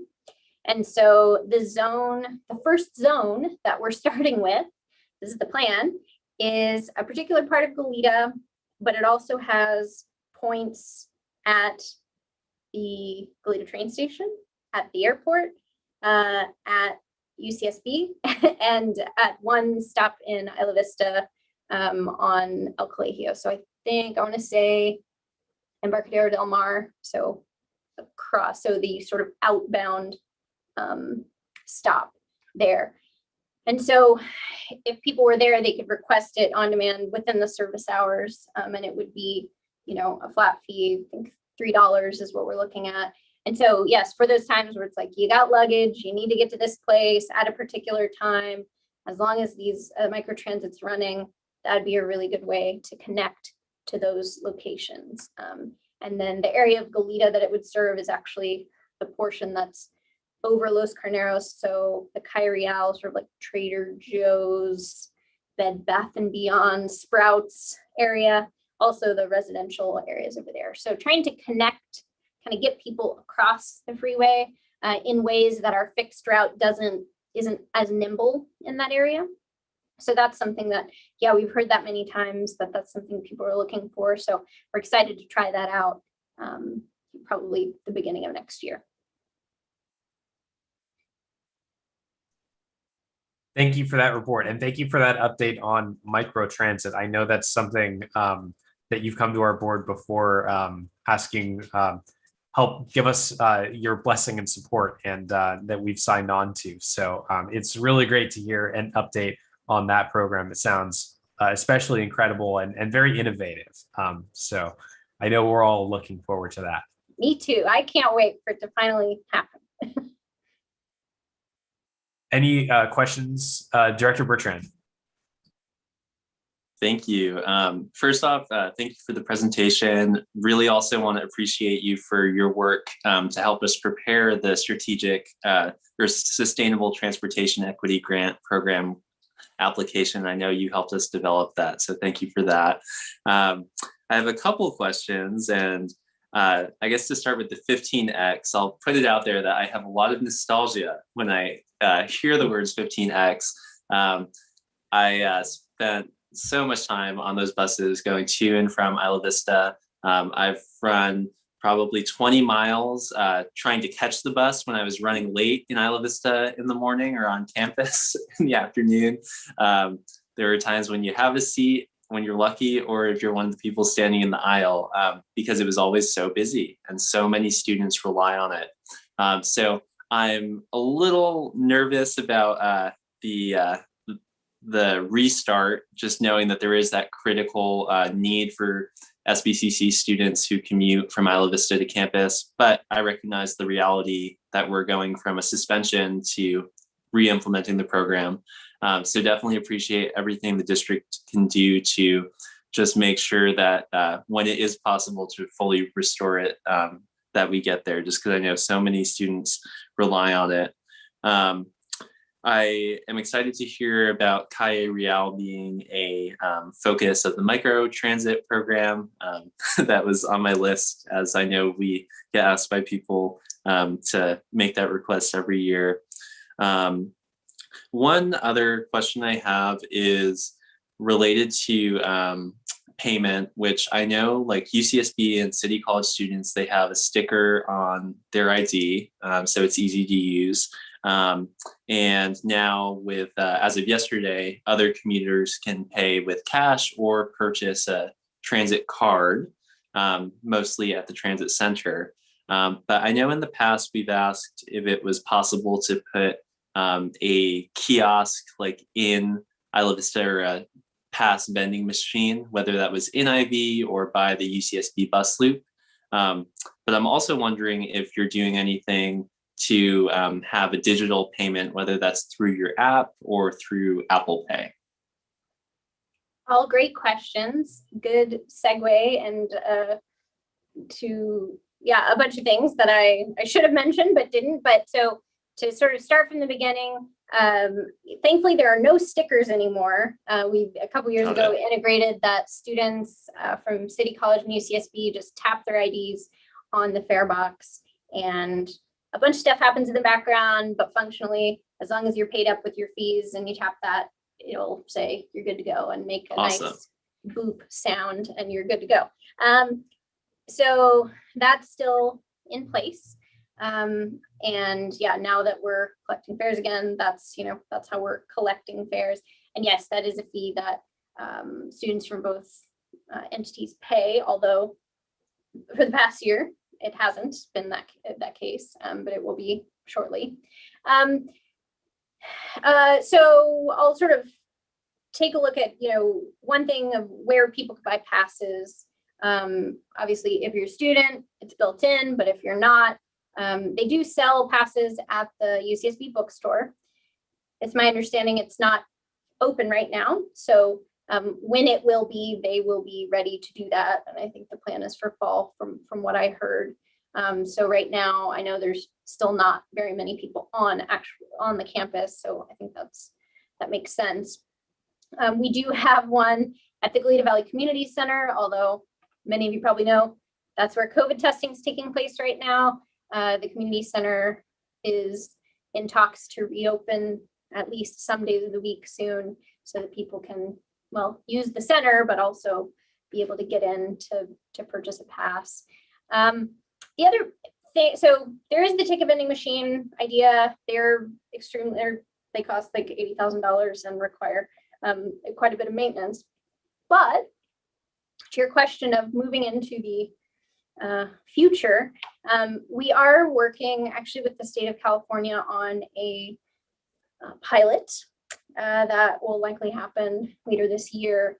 They have a project that's very expansive. I could talk all night about it, but it's called California Integrated Travel Project, or CalITP. Something we are actually in conversations with the university about for future integration, but for just general riders, non-student riders, people who normally would pay cash or purchase a pass. We're going to be doing a pilot with some of the validators. So if you've been in other cities, they have sort of smart cards, or you can tap your contactless, if your thing has a little contactless symbol on it, like phones do and things like that, or your smartphone with Apple Pay, Google Pay, even your Apple Watch, if you're, super fancy and you have that integrated, you'd be able to tap those things on to board to pay your fare. There's a whole back end system that deals with that, and it's really sophisticated, but for the user, it's very simple. So that's something we're working on for this year. The pilot is likely going to be on the 24X and 12X. So those are interlined. One becomes the other, if you've ever stayed on it past the end of the line. And so that is, the idea is that we would dedicate those to that subset, to specific buses that we knew were going to go do those routes. And so we would have the public testing that out, right? And that's a way that they could pay on those, just to see how it goes, probably a 6-month pilot. So that's something we're really excited about. It's sort of not fully ready for prime time and press releases, but that is in the works. And then down the line, likely an integration with UCSB, some type of program for staff and faculty, which has sort of been a tough nut to crack over the years. There's the TAP program, and we're in talks about that. But then after that, trying to integrate the whole student program with something like that, so that they could use their phone or some kind of wearable. So there's a lot happening, a lot of very exciting things. Even in the pandemic, we've been working on these new and exciting items. So thanks for bringing that up. Yeah, thank you. That's really exciting and helpful. Well, I concur that that's really exciting. As someone who has stayed on the 24X when it turns into the 12X and become very confused very quickly, Yeah. I just thought I'd throw that in there. But I've been thinking about how there's less and less things where students and residents, just people in our society, are using coins on a regular basis. And so I think this is a great integration to have, and I love that it's being piloted here in our community. I have one question, and it's not necessarily just for you, Ms. Blackerby. It sounds like you are in a lot of conversations with the university right now, planning capacity-wise for what the fall is going to look like. And I know that it's a very fluid situation for everybody, whether you're the university, whether you're a local small business trying to figure out what it's going to be like, whether you're a student. And so I'm wondering what sort of information can be shared about what that is going to look like, because I imagine it has a really big effect on your service. For example, if UC Santa Barbara decides to limit room occupancy to 2 individuals, which is, I'm just throwing it out there because it's a rumor that I've heard flying around. And that, of course, has a lot of impacts on how many people live in Isla Vista, and thus the lines that service Isla Vista. So it's in some way a question for you, but also just a question more broadly, if there's anything else that university representatives on this call can share about that. Well, all I have, a full disclosure, is a vague maybe 2/3, and then what I've read in the press about vaccines being mandatory once they're approved and having everybody back on campus. So that's all I have. I'd love more information if it exists, but I kind of think it doesn't necessarily. But yeah, I would love to know more too, because those are things that will inform, especially occupancy in the university housing in the locations. Would be really great to know as soon as that information is available. Or even at least like the direction that maybe it's going. I think Spencer is asking me to comment. So I guess what I could say is that there's a lot of planning going on for fall, and the expectation is that students are coming back for fall. And the questions that we don't have answers to, we're awaiting answers from the state. And we have guidance from California Department of Public Health for institutes of higher education. And that guidance came out in September of 2020, and it hasn't been updated since. And so we've really been, a lot of campuses all over California have been asking for updated guidance so that we can do our planning for fall, and specifically when it comes to housing. We have heard from some of our sister campuses that their public health departments are allowing for increased capacity in housing if there's full vaccination of their students. We haven't gotten that feedback yet from our public health department. And like I said, we are expecting to get more guidance from CDPH, and we just haven't got it yet. So we're very focused on planning, but in terms of specific occupancies of housing and how many students are going to be back on campus, we don't know. But Hillary, as you were talking, I'm like, gosh, your planning is super dependent on our planning. So I know that there are people talking, and we'll just continue the conversation, and I can go back and see if I can get better information. But truly, we're waiting for guidance from the state before we can really finalize our numbers. But the expectation is that students will be coming back for fall, and what the final number is not known at this time. Yeah, I appreciate that. And I know, I'd say almost 50% of my job over the last year has been waiting and hoping and, bothering educational institutions for information that they don't have to give me because they're waiting for public health and all that. So I totally appreciate the situation you're in and that we're all in. So we're all kind of waiting, and then we'll jump and do what we can to to accommodate as best we can. Great. Okay. Excellent. I'm glad that we got to have that little conversation. Okay. I want to open it up now for members of the public to make public comments on this. And so you can raise your hand by using the raise hand button or put something in the chat. And I see a hand from Mark. So Mark, you're our first commenter. Go ahead. Hey everyone. I'm glad that Director Flaherty mentioned the cut up Amtrak question, because at least like right now, Amtrak has returned some service to that area, and I would love to see if there could be some sort of return of something like normal, because I had to sprint to a train the other day from the airport and it really was not great. And yeah, but I love that idea of like local transit.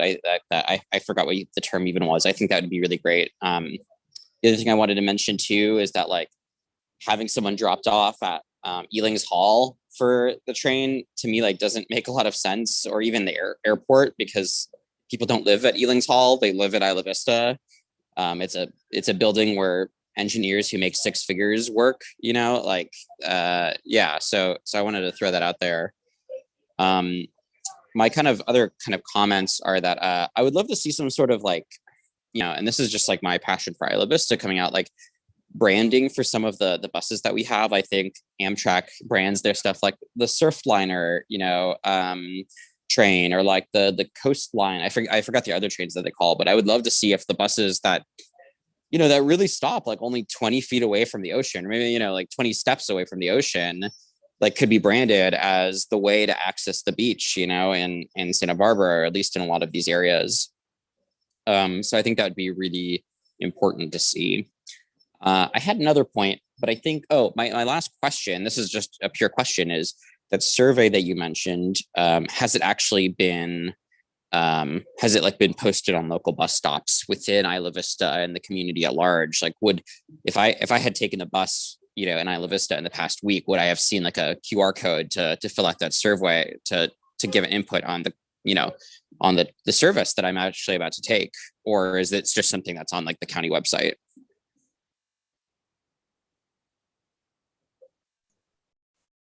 Thank you for those comments, Mark. Are there any other public comments real quick? Okay, not seeing any. Ms. Blackerby, did you have anything you wanted to follow up on? Sure. To answer the question, yes, it is at all bus stops. It's actually not a QR code because there's a lot of information on the flyer, but there is the URL I mentioned, sbmtd.gov/service changes, is on all the flyers. All the information about our public meetings was on that. Our last one was earlier today, actually. But yeah, those have all been posted, and we've been doing a lot of outreach about that. So I'm just happened to be catching you at the last couple days of our outreach. Yeah, and then I think there was another, sort of branding. We use all of our buses in different places on different days, so it's kind of hard to do it. In fact, what we're finding with our downtown waterfront shuttles, our electric shuttles that are branded in a particular way, now they're not running on that service and they're running on the line 3 or the 14, and they look kind of weird because they're doing that. So we have our buses doing a lot of different duties, and we've sort of seen over the years that it doesn't make a ton of sense to get very specific in branding. Though the micro transit vehicles, those will be kind of cool, and it's actually ocean themed, so look out for that. Excellent. Thank you for that, Ms. Blackerby. And I also just want to call attention. I see a comment in the chat from Ash in support of free bus fare as being best for the environment and economic equality.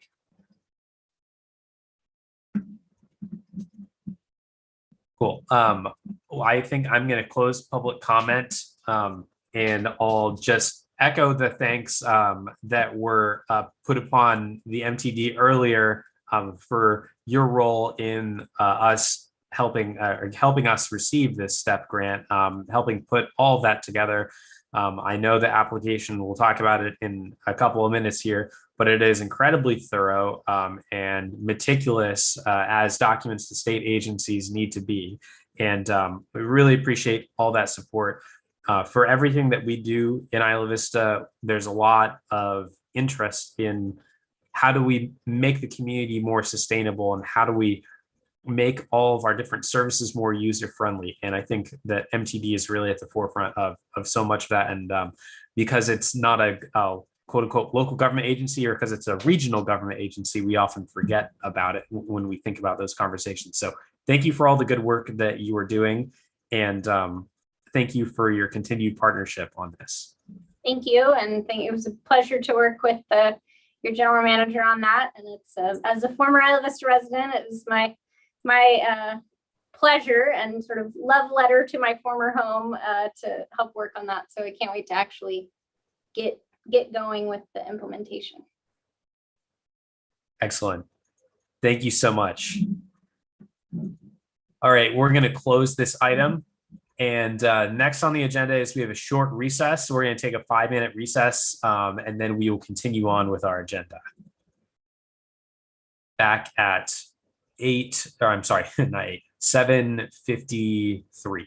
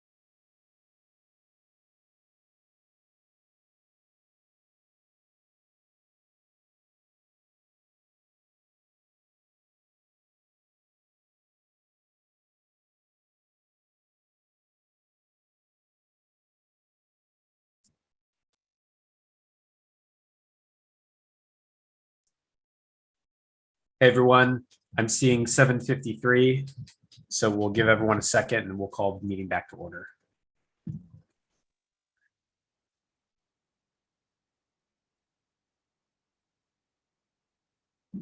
Okay, we're going to call the meeting back to order at 7:54 p.m. And we're going to go to our next item, the Isla Vista Tree Revitalization Project sponsorship. I'll hand it over to Jonathan. Great, thank you.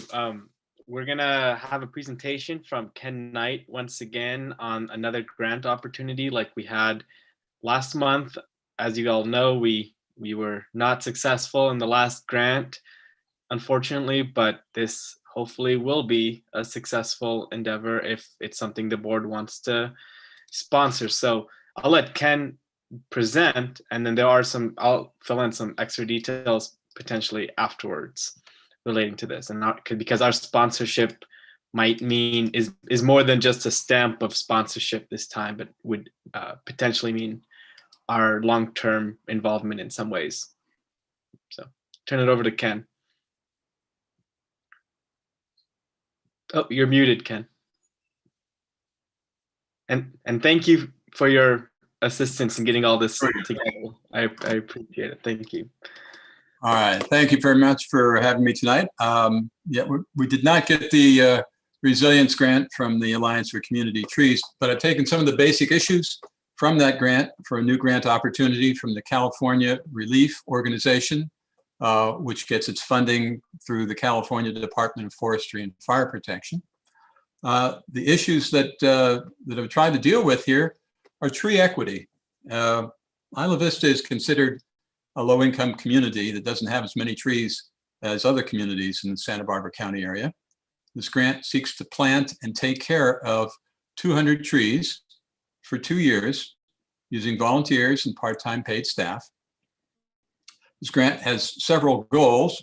One is helping to achieve tree equity in low-income communities, and also to reduce carbon emissions by planting shade trees that grow relatively large at maturity. This is a $90,000 grant. It does not require any immediate monetary contributions from the Isla Vista Community Services District. Your Children's Trees is a nonprofit that would be the applicant. We would assume all the financial liabilities and be responsible for planting the trees and for getting them established. This would start in around August of 2021, and we would complete all planting by April of 2022. Currently, what I'm doing here is coordinating the application between several different agencies that have different responsibilities in this application, which would include the Isla Vista Community Services District, the Isla Vista Recreation and Parks District, and County Roads. This application does not involve the university because the university does not own any property in Isla Vista that could be used for tree planting. So what would happen here is, and I'm not going to go into the details of the actual grant itself, but what I did want to get across is, well, what does this mean to the Isla Vista Community Services District? What we would like to do once the nonprofit group gets the trees planted is that we're going to have to monitor these trees. The County Roads Division has a policy of not planting any new trees. They might replace existing trees, but they generally don't plant new trees because they don't have a real way of taking care of them. So if we want to plant trees, we have to find some way of taking care of them, and not just for the short term, for the life of the trees, basically. And so what we want to do is to get these trees planted and then take a year and a half, basically from April 22nd or April 2021 through December of 2023. And that would be the time period for the trees to start getting established. We would be making sure that they get watered. but we would like to establish an ongoing monitoring organization to help take care of these trees. Now, currently, the best I can come up with is only 21 trees in Isla Vista that would be part of 22 trees that would be part of what would fall under the jurisdiction of county road trees. We'd like to use the Isla Vista Beautification Group from the Community Services District to help supervise ongoing maintenance of this. We have enough funds in the grant to supplement the Isla Vista Beautification Group for the cost of additional people to help maintain these trees during the time period up until the grant ends in December of 2023. After that time period, the responsibility would fall to the Community Services District, if they so desire. The Community Services District would be responsible for those 22 trees. There's another 40 to 50 trees that would be planted in areas of the Isla Vista Recreation and Park District. They'd be responsible for their own trees. And the ongoing maintenance would be something that would be the Community Services District responsibility. Now, what does that mean? Well, maintenance generally means monitoring the trees to see if any work is needed. We don't think that any irrigation is going to be needed for these trees after December 23rd, 2023. We're going to be watering them up until that time. And we think that they're going to be relatively well established by that time so that they could exist without any additional supplemental watering. They should not need to be pruned for the first 5 years because we're also going to handle structural pruning before those trees leave the grant responsibility in December of 2023. So there would probably be weeding or mulching needed for these trees on an annual basis. And I figured if it's about 3 hours once a month, the cost would be about $60 a month for 12 months, or about $720 a year, something under $1,000 a year. There's also, if we're successful, we're going to attempt to plant another 120 trees or so in private areas. And those private areas would be monitoring of those private areas after the grant ends would be optional. But this is something that is relatively unusual in public tree planting grants, because they normally don't provide funding for planting trees in private areas. Now, that means we would have to get the permission from private property owners to participate in this. So this is kind of like the opening round here. This is the first time that we publicly, or I publicly stated that, yeah, we like to plant trees in private areas. And in particular, we have identified a number of the areas where we'd like to plant them. We do not have the authorization yet from those private property owners to plant there. So it's going to be going around to the individual areas to find out if they are interested in having trees there. And these are primarily rental locations and rental properties where there are large lawns available in the in front of the buildings. We're not going to plant in the back of buildings. We're also not going to plant fruit trees because this grant requires an investment in trees that produce reductions in greenhouse gases. Fruit trees generally don't do that. They stay small. While they do produce fruit, they also require irrigation and fertilization on an ongoing basis, and we're simply not able to do that. So we're trying to produce shade trees, carbon reduction, shade that there's a lot more than just carbon reduction to trees. There's the beauty and the aesthetics of having trees available in the community. Just think what it was like if there were no trees available at all. So that's in a nutshell what we're talking about. The grant is due in about 3 weeks. I'm trying to work with other agencies in the meantime.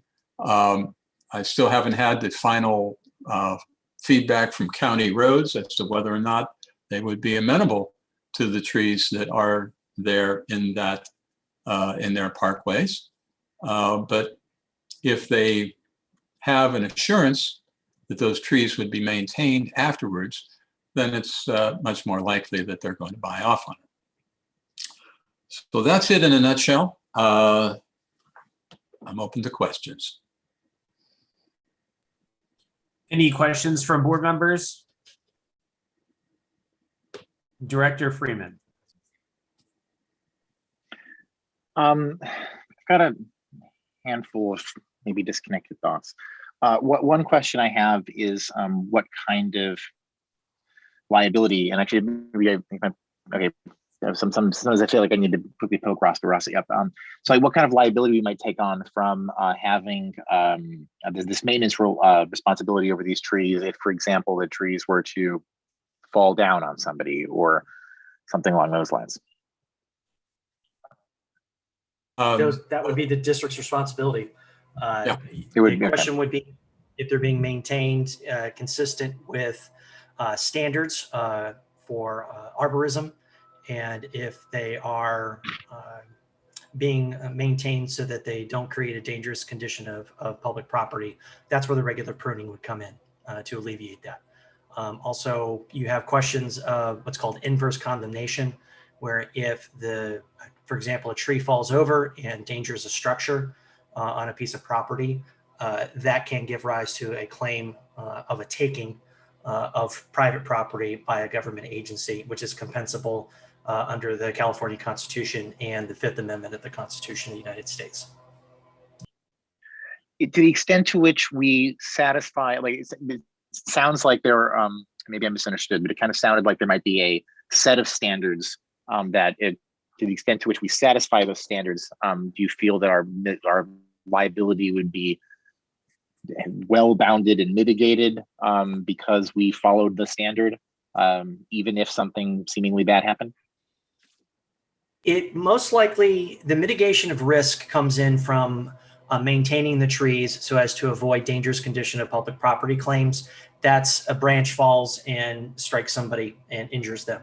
Or a branch falls and somebody trips over the branch and they say that the condition of the tree was not maintained in such a way as to protect against a dangerous condition of public property. The maintenance of the trees consistent with standards for arborists and consistent for the species of tree. For example, Mr. Knight indicated that these types of trees are not going to need ongoing irrigation. That helps because ongoing irrigation, in addition to cost, is an ongoing activity that needs to be maintained in order to demonstrate activity that is not contributing to the dangerous condition. So most of the mitigation efforts are really focused in on those types of dangerous condition of public property claims under the government code. The inverse condemnation claims, it's one of those things where trees are trees and Santa Barbara gets wind. And sometimes those trees, no matter how well they're taken care of, are going to blow over. And with that, there's always a risk that there will be potentially some type of property damage that results. The inverse condemnation is not concerned with what the agency did in terms of maintaining the trees. It's concerned with, was there a taking of property, which is there a diminution in the use of the property? Was there physical damage to the property? And what would be just compensation for that governmental intrusion or temporary taking? So most of the mitigation happens on dangerous condition of public property, less so under inverse condemnation, but there have been a couple of cases that have come out recently about urban forest programs and how those can be managed in such a way as to minimize the inverse condemnation risk, So if the board decides to go down this route, we would do a little bit of research investigation on how to maintain the district's responsibility or the district's trees in a way that is consistent with those urban forest management programs to help alleviate the risk for inverse condemnation. Next question I have is, so I'm looking at the potential sites list. Are the trees that we would end up being responsible for the locations that are listed as the owner as currently SB County? Right. The reason I ask is because I'm just by process of elimination, all the other ones seem like they'd be accounted for by other agencies you mentioned. So, or people. Is it, you say correct? I'm sorry, I think we talked over each other. Yes, these those Okay. were the trees identified as the county trees, which, by the way, Council brought up an interesting point. I have not checked on the liability of the trees in question because I'm assuming that the county would still retain ownership of the trees. They just wouldn't want to have to maintain the trees. But I still have to do a little bit more research on that. It's a good question. So just to, I'm not good. So just to kind of get my understanding then of what we would be doing here. So like there's this list of like 811 Camino Pescadero. And so I'm looking at 811 Camino Pescadero, and there's like a small strip of grass between the sidewalk and the road. And is that in that it's in those areas that we're looking at for the kinds of that it's like technically not private property, but is something that we would be maintaining? Right. The county area is normally the area between the sidewalk and the curb. So if you have a grassy area between the sidewalk and the curb, that's normally part of the county right-of-way, which would be the county's responsibility. And when we plant trees that are in front of somebody's property that are, however, on property that is owned by, or at least responsible by the county or by us, is that not one of those scenarios where we are not disproportionately, where we are unfairly benefiting, for example, 811 Camino Pescadero versus other properties? I know that was one of the big concerns always with when you're actually planting them on the private properties as a government entity, which we're not doing. That's not what's happening. But that was something that the county was always interested in. But I'm curious about this kind of like, how does that work when we're doing street tree planting on our property, but we're kind of doing it in front of 4 properties? When you're doing the planting, the placement of public facilities, let's just call them that, because that's basically how they're considered. It is a general benefit for all members of the government agency. There may be some incidental benefits to adjacent properties just because of the fact that they are adjacent, but it's de minimis. It's not rising to the level that is giving some type of greater tangible benefit to those private properties at the expense of the government agencies. And I wanted to make one more point on the inverse condemnation. In addition to falling over, another large area of conflict is tree roots. When tree roots go in and they disrupt lateral connections to utilities, that can be a problem. When tree roots interfere with main lines of utilities, that can be a problem. And that's in the first instance of a lateral from the connection from a meter to the structure, that is typically the property owner's responsibility. So if there's any interruption in that lateral, if it breaks through the pipe, causes a sewage backup, something along those lines, then that is going to be a risk with respect to liability to the homeowner or the property owner. Any intrusion into the main utility lines in the street, sewer, water, gas, electrical, anything else that happens to be buried in the street will be to that utility owner, county, Goleta West Sanitary, etc. So, that's an additional risk. Something to keep in mind when looking at the types of trees that might be planted, that their root systems are conducive to the location where they're going to be placed, in addition to things like irrigation, how much upkeep they're going to require, their tendency to fall over in windstorms, those kinds of things. If the idea is to plant eucalyptus trees, that raises my litigation concern much more than what sounds like some of these other trees that are being considered. Okay. Yeah, that was. Excuse me. Go ahead. I was going to say, yeah, I always immediately think of all of the horrible issues we have locally with eucalyptus trees, and I did quickly scan that list and verify that he's not. But of course, we have a tree expert here, so he's not going to, stick us with eucalyptus trees. If I could allay your fears in that regard, all trees that are here either appear on the Isla Vista Recreation and Park District's list of trees that they request, or the county's county road division's list of trees that they find acceptable. And the only exception to that is the coast live oak, but those coast live oaks are planted in other areas that are mostly in park areas.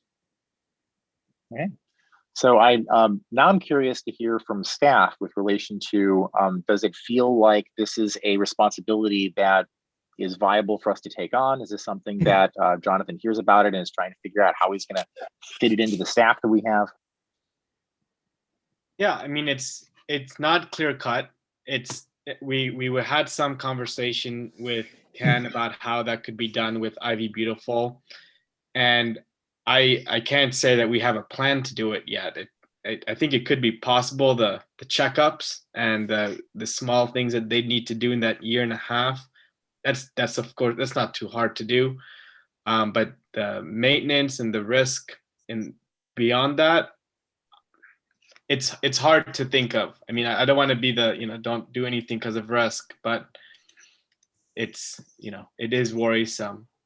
But we can definitely, our Ivy Beautiful folks, they already did some tree support at the Ivy Community Center. They planted a couple small trees and took care of them, so they have that experience to do that work. But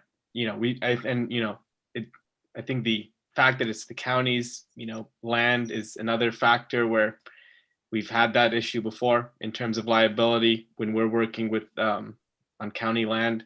So I think it could be tricky, is what I'm saying. But the mechanical work of going out and checking on the new trees and supporting them, that should be doable. It's not guaranteed, but it's realistic for our team to do.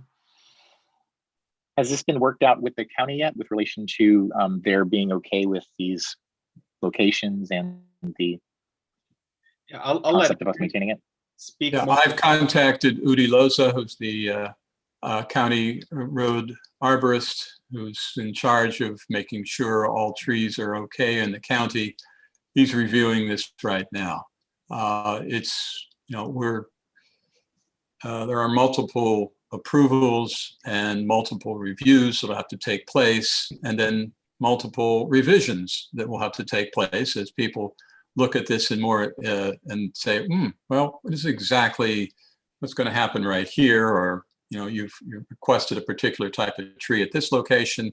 Let's change that to a different type of tree.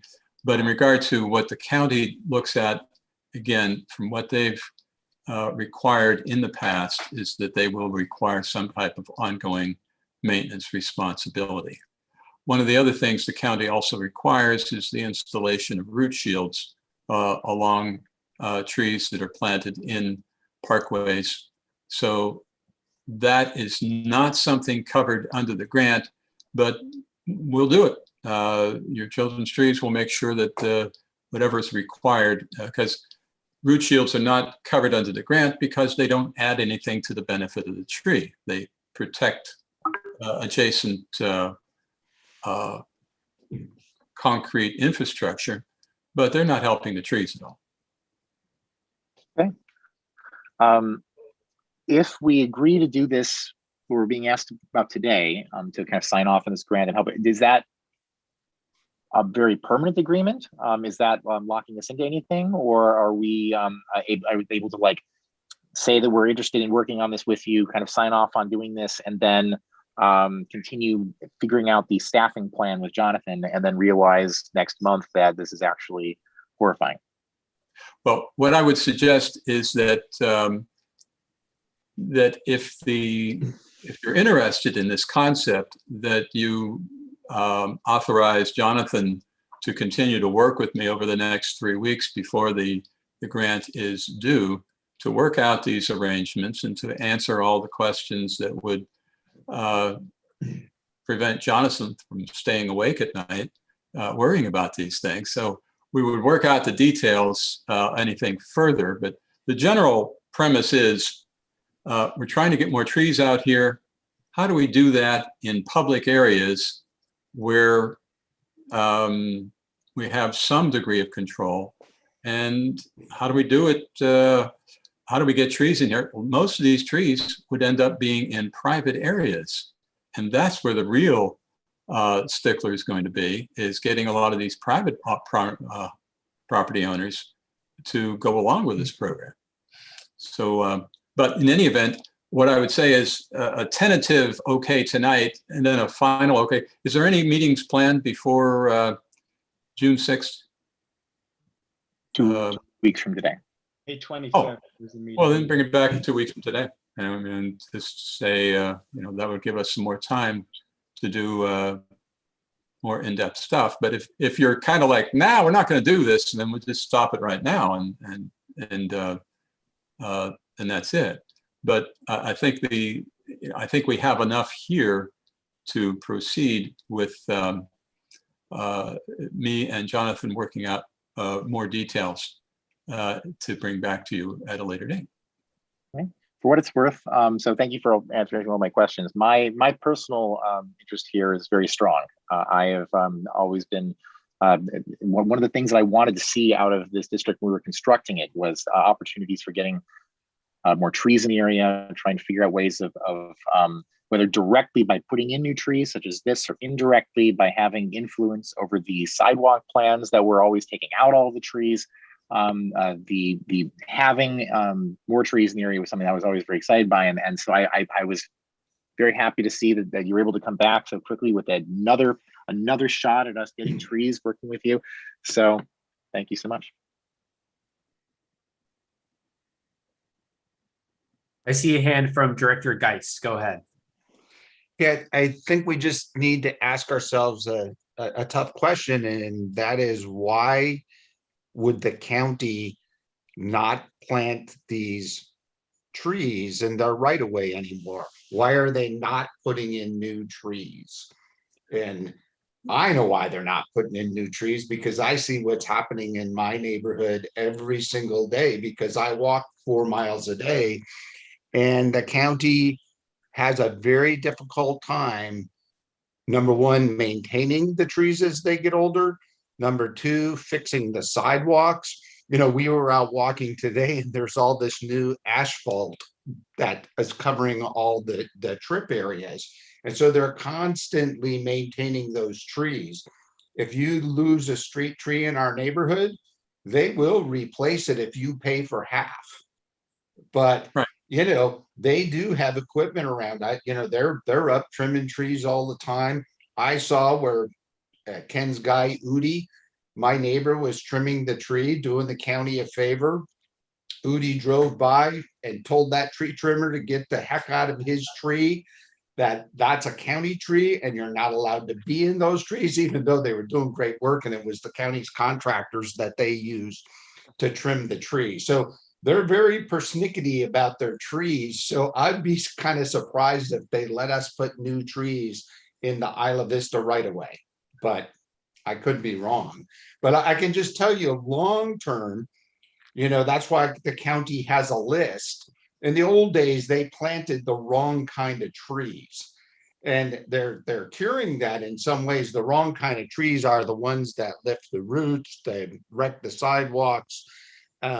And so there is a lot to do with tree maintenance in the long term.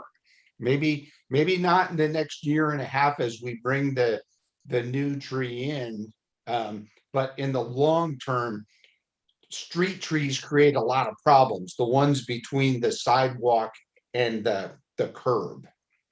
You know, they're generally small areas, you know, car doors open onto them, you know, limbs fall from them, leaves fall from them, they obstruct views from the homeowners. So even though I wouldn't want to live in a neighborhood that didn't have street trees. So I just warn us about the long-term implication of trying to maintain 22 new trees as a program. And so I'll Okay. just be surprised to see what the county's real reaction to us is about us as a district planting trees in their right of way, and then us being responsible for those trees. Mr. Geis, if I could respond, the county was left with trees that they never requested. You know, they had to maintain trees that were planted by developers back in the 50s, 60s, and 70s. And the developers planted trees that would grow fast and look good, but the developers didn't necessarily care what kind of trees they were. And a lot of the trees that they planted were in 3-foot wide parkways, 3 and 4 foot wide parkways that were simply not big enough to sustain those trees. The second thing they didn't do was they didn't do any early structural pruning. And a lot of that is stuff that we know better now. We know that we can take a pruner and take a twig the size of your finger and prune it off now.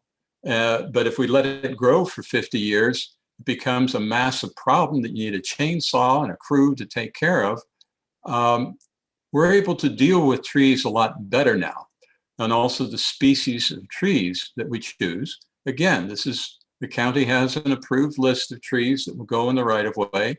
We don't plant the very large trees that were previously planted in the right of way. So the county is trying to balance between having trees and not having problems with the infrastructure. And so their solution is to plant smaller trees.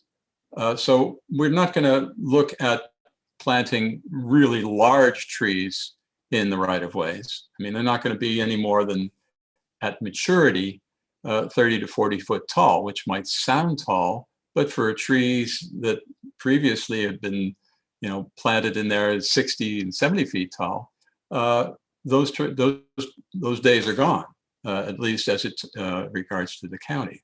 So we're trying to strike a balance here. We're trying to plant trees that are going to minimize any potential long-term damage. You know, we can't guarantee it, but we're going to try and minimize it as well as we can. We're going to, you know, make sure that these trees are pruned properly and in the very beginning, so that they will grow and be good assets. There is always a risk. Any tree is a living creature and will not necessarily behave in ways that we totally understand right now, but it's hopefully an acceptable level of risk considering the amount of benefits that we can derive from it. Director Geis, I see your hand follow up. You're muted. Just one more comment. You know, I have seen Ken's work and his organization's work also around my community. And, you know, where they weren't in the public right away, I think they've done some really nice stuff. And there are a lot of trees out there by their organization that are, you know, planted down at Mountain View School. I see them out along Cathedral Oaks when you're going out by the Glen Annie Golf Course. I'm sure they have lots of areas where they put trees in parks or not in the public right of way and on school property that has worked out really well. So I am a fan of what they're doing. And I don't mean to be negative. I just say we should be cautious about what we're taking on in the county's public right of way. Thank you for those comments, Director Geis. Director Deschler, I see your hand. Thank you. I want to just echo the comments from Director Geis. I have those same concerns. Everyone loves trees. Everyone loves trees. What I worry about is the responsibility that the district is taking on, unknown responsibility by taking on the maintenance and long-term care of these trees. And I also worry about the precedent of taking on a county responsibility as our own. So that concerns me. Ken does great work. His organization does great work. Trees are needed in Isla Vista. I don't love that we don't have a thorough analysis of really what's entailed and how that's going to impact staff. And I think that's really significant. I think this district takes on a lot, and we're at a time where we don't have a lot of staff and the bandwidth is not great. And we're ramping up.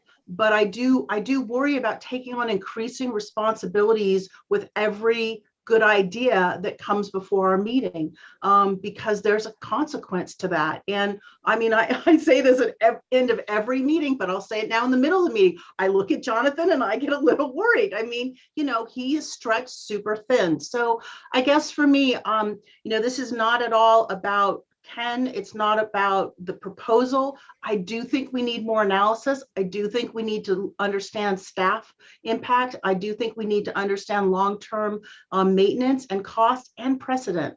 So those are my comments. I'm just going to jump in because I really appreciated those comments, Director Deschler. And I think you bring up a really good point about capacity. In my head, I think it brings up something that I think we should clarify with Mr. Knight. So it's essentially, tell me if I'm right, there's two things that you're asking us to do. The first is this ongoing maintenance of trees that are in the public right-of-way that's owned by the county. The second and more immediate piece is a part of the grant, and it's actually a budget line item in the grant. And that is money for the Isla Vista Beautiful program to monitor all of the trees within the project area. And that includes the trees that are on private property and in the Recreation and Park District property. Can you explain to us what that monitoring looks like? Well, first of all, it would not involve monitoring trees on Parks District property. They would be responsible for monitoring their own. What the monitoring would be doing is that it's a weekly checking of the trees. At this point, these trees will need water. So we're checking to make sure that they get water. The monitoring is really to review a checklist of the needs of each tree. Does it need water? Does it need mulch? Does it need the stakes added? Has there been any vandalism to the tree? It's really just that, monitoring. If something needs to be done, then that list is turned over to your children's trees person who will actually go out and do it. So the initial monitoring is intended to be the bulk of the work is done by other staff, not by the beautification people. It's kind of a warm-up to what's going to happen after we get through the end of the monitoring period in December of 2023. Then we'd turn it over. But at that point, the irrigation is not going to be an issue. There might be some weeding and mulch issues. There might be some vandalism issues, but we will also, before the end of the grant, make sure that the tree is well pruned so that the immediate needs of the next 5 years or so are going to be relatively minimal, but still they're monitoring and follow-up as needed. But there shouldn't be that much follow-up. That's what we're anticipating. what I think I'll have to do with Jonathan is to do some projections of, okay, what happens after 5 years, 10 years, 20 years, and do some projections in that regard. And also we need to clarify responsibilities with the county to be very clear as to, okay, if they're county trees, what, what is the district's liability and responsibility in regard to this? And we'll have to spell it out. This is something relatively new. Haven't clarified all the details yet, so I have to do that. Thank you for that. I see a hand from Director Flaherty. Go ahead. I just have more of a clarifying question. So I know that you mentioned that there would be more details to talk about. And I guess I kind of wanted to wonder exactly what like a yes vote and a no vote would mean. Would a yes mean we can clarify this more through discussion, or would it be we are officially signing on like today to this project? That makes sense. From my standpoint, originally I was thinking that you weren't going to be meeting again until June 6th. So I was looking for some kind of yes or no, but a yes or no is not needed right now. I think if you're violently opposed to the idea, then I'll stop right now. But if it's like, oh yeah, this is interesting, we need to hear more, come back to us with more details, yeah, then there's no action needed this evening other than bring it back for further discussion and hopefully for some sort of yes or no decision at that point. Okay, thank you. That's what I was thinking, but I just wanted to clarify as I kept thinking this through. I appreciate it. It's kind of fluid. We're kind of changing things. It started out as yes or no. Now it's gotten a little bit more fluid. So I think I'll just put out, having heard all of this, and we've had a good discussion on it, where I'm thinking right now is that we should try and help provide some direction to better narrow what this looks like if we do want to move forward with it. And I think that direction should focus specifically on our role as a monitoring agency.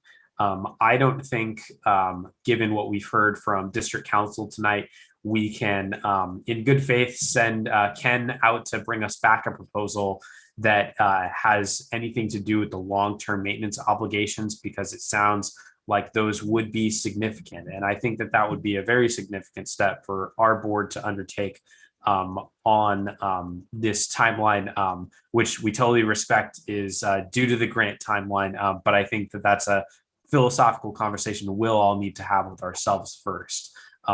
But I think personally, I would be supportive of us pulling out this monitoring piece and moving forward with that as something that integrates well with an existing program that we have, Vital Vista Beautiful, and can be of use to the other aspects of the grant application that Ken has mentioned with the trees that are planted on private property. And I think I saw a couple of other. You have a comment on that? Yeah, I don't know if we can do that. I think what the county is interested in is that they don't want to send their people out to maintain the trees in the long term, whether it be short term or long term. I think what they want is that if you're going to plant the trees, you take on the responsibility for maintenance of the trees in the short and long term. If the district's not interested in doing that, or if you want to know what it would be for like those 22 trees, that's, we can come back to you with some estimates of what that would entail. But if that's what the county wants to see, then we wouldn't be able to just make it strictly a monitoring requirement. It'll be a monitoring requirement up until the end of the grant. But after the grant, it would be assuming maintenance responsibilities, monitoring and maintenance responsibilities. So I think what I probably need to do is just to be more specific with estimates of what would be the anticipated responsibilities, probably best, worst and best case scenarios in terms of what that would mean for those 22 trees. So just to clarify, you're asking us to monitor the trees that are planted on the county's right-of-way property and on private property, but not Parks District property, or just county property? There are two portions of this grant. The first of the grant is the time period from when we finish planting the trees in April of 2022 till the end of the grant in December of 2023. During that roughly year and a half time period, the grant would pay for monitoring of the trees. And that's what we'll be asking the Community Services District to do. During that time, your children's trees would also handle any of the maintenance responsibilities. At the end of the grant period in December of 2023, both the monitoring and maintenance responsibilities would be the responsibility of the Community Services District for those 22 trees. What we're trying to do as your children's trees is to minimize that responsibility by working with those trees during the establishment period, during the time period when it needs its initial structural pruning, to reduce as much as possible the ongoing maintenance responsibilities. Again, we have to differentiate between trees that are in the ground right now that were planted 50 and 60 years ago that have long-term maintenance responsibilities because of species selection, lack of maintenance, and planting in improper areas, versus the trees that we're doing now, where we're trying to correct all of those issues. Was Spencer's question Thanks answered? for clarifying that. About the private trees? I think your answer is that the private trees only. Okay. No, we're during the during the period between the time of April 2022 and December of 23, the monitoring would be of the county trees. It would also monitor the private trees. It would not monitor the park trees.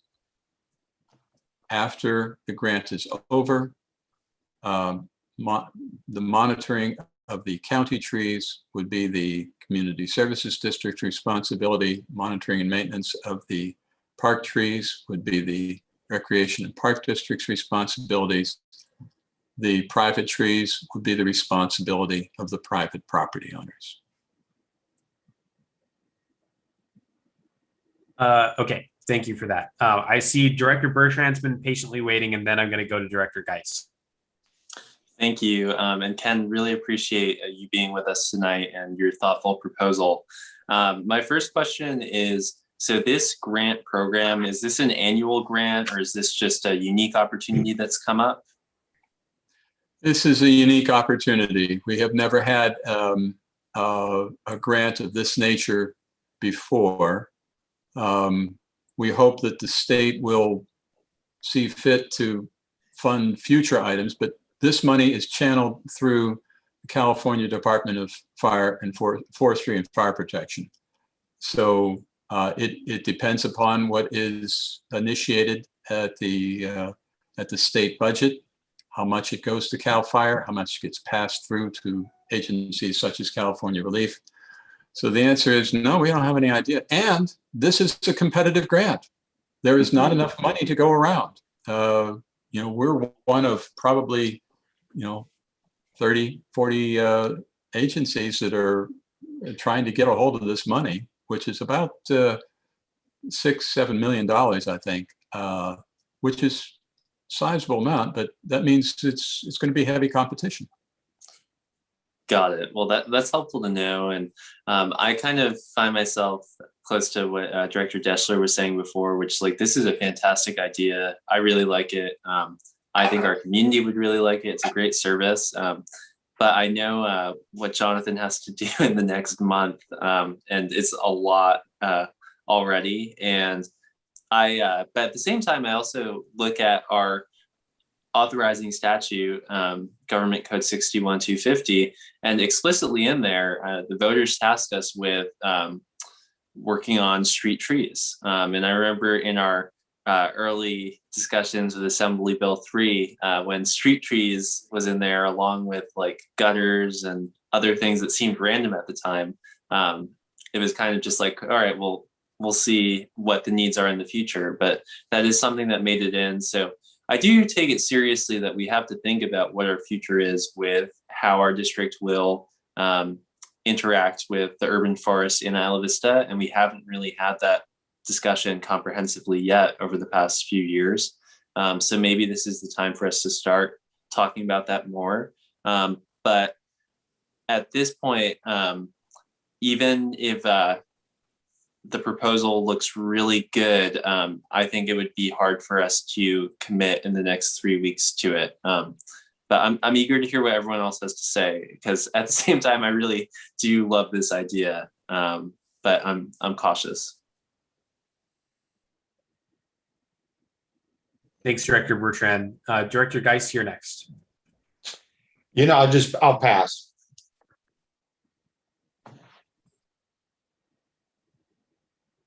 Any other comments from board members?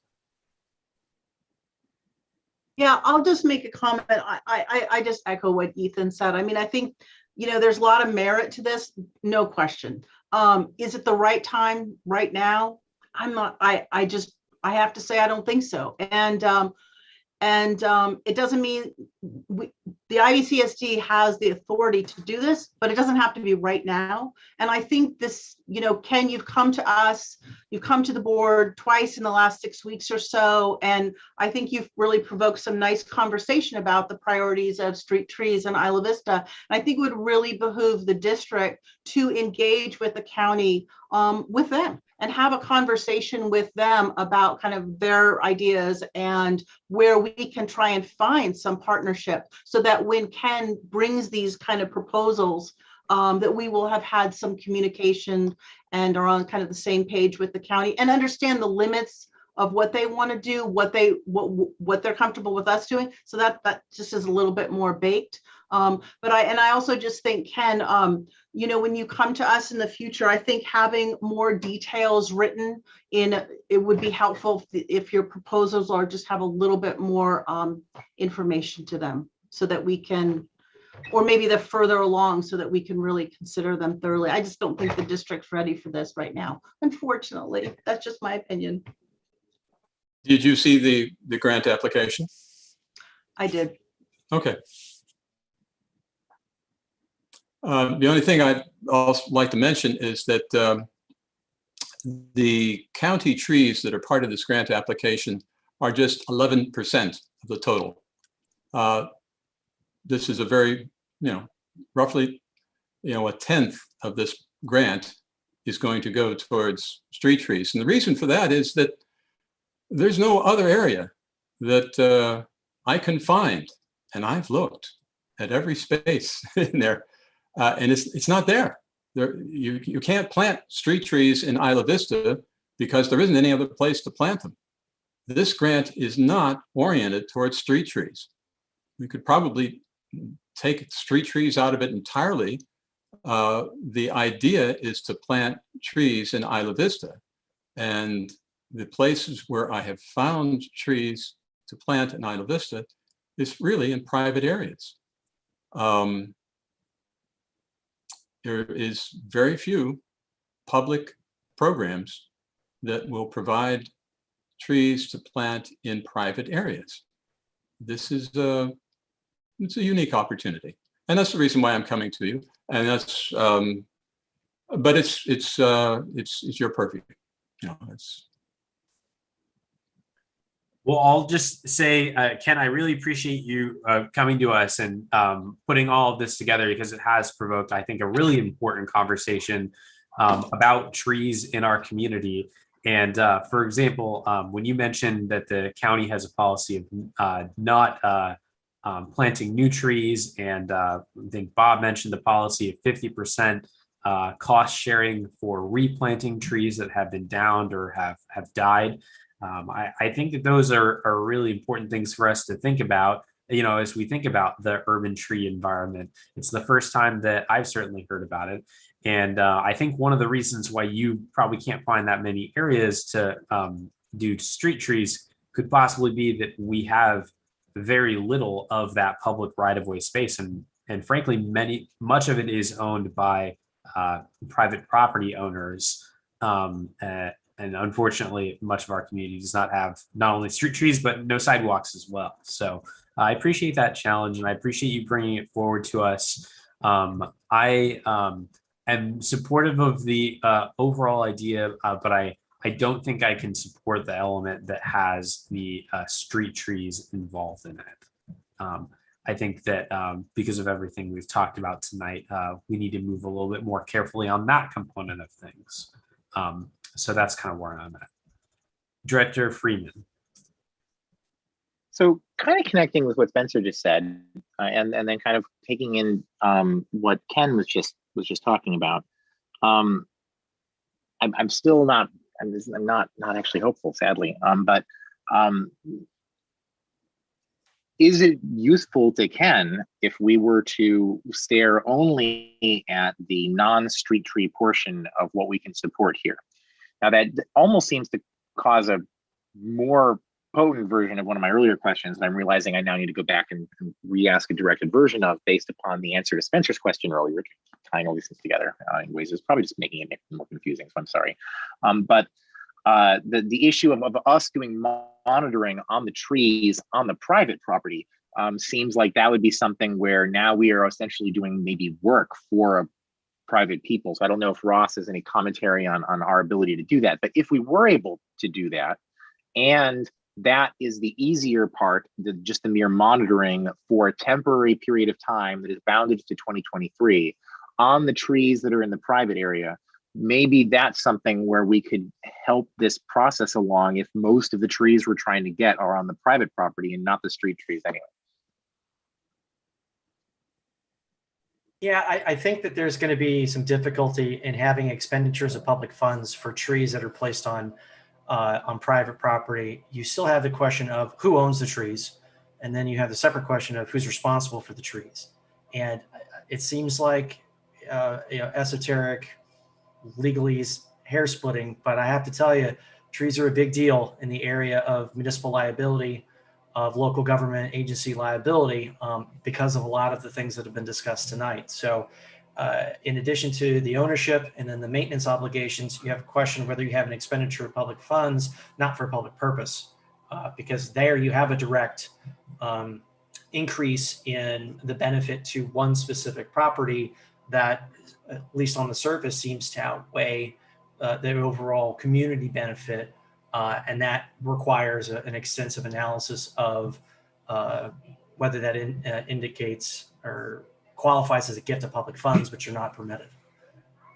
So another wrinkle essentially that would need to be ironed out. Yeah. So hearing that and connecting with all of the other conversation that's happened, I mean, as somebody who entered this conversation being like, yes, Ken is back, I am very sadly in the position of feeling like I can't help you today, Ken. But it seems to be where everyone else is coming to too, but frowning. Tree equity is a difficult proposition in Isla Vista. This is one of the reasons why there is a lack of trees in Isla Vista, is that it is difficult to be a tree champion. I mean, the policy that the county has right now, by the way, regarding trees is an administrative policy. It can be changed by, this is not a political effort on my part to, to try to do something that was unreasonable. But the county could possibly say, well, yeah, we're going to make an exception in this regard and just take on the responsibility for these trees. Could happen. I'm not a politician. I deal with trees, but I also deal with taking care of trees. So there is a possibility of promoting a policy that the county take on the responsibility for maintaining these trees, if that seems to be the issue. And that would apparently resolve a lot of your problems, it sounds like. If the county policy was such that they maintained the trees that were planted there, is that the sticking point, it sounds like?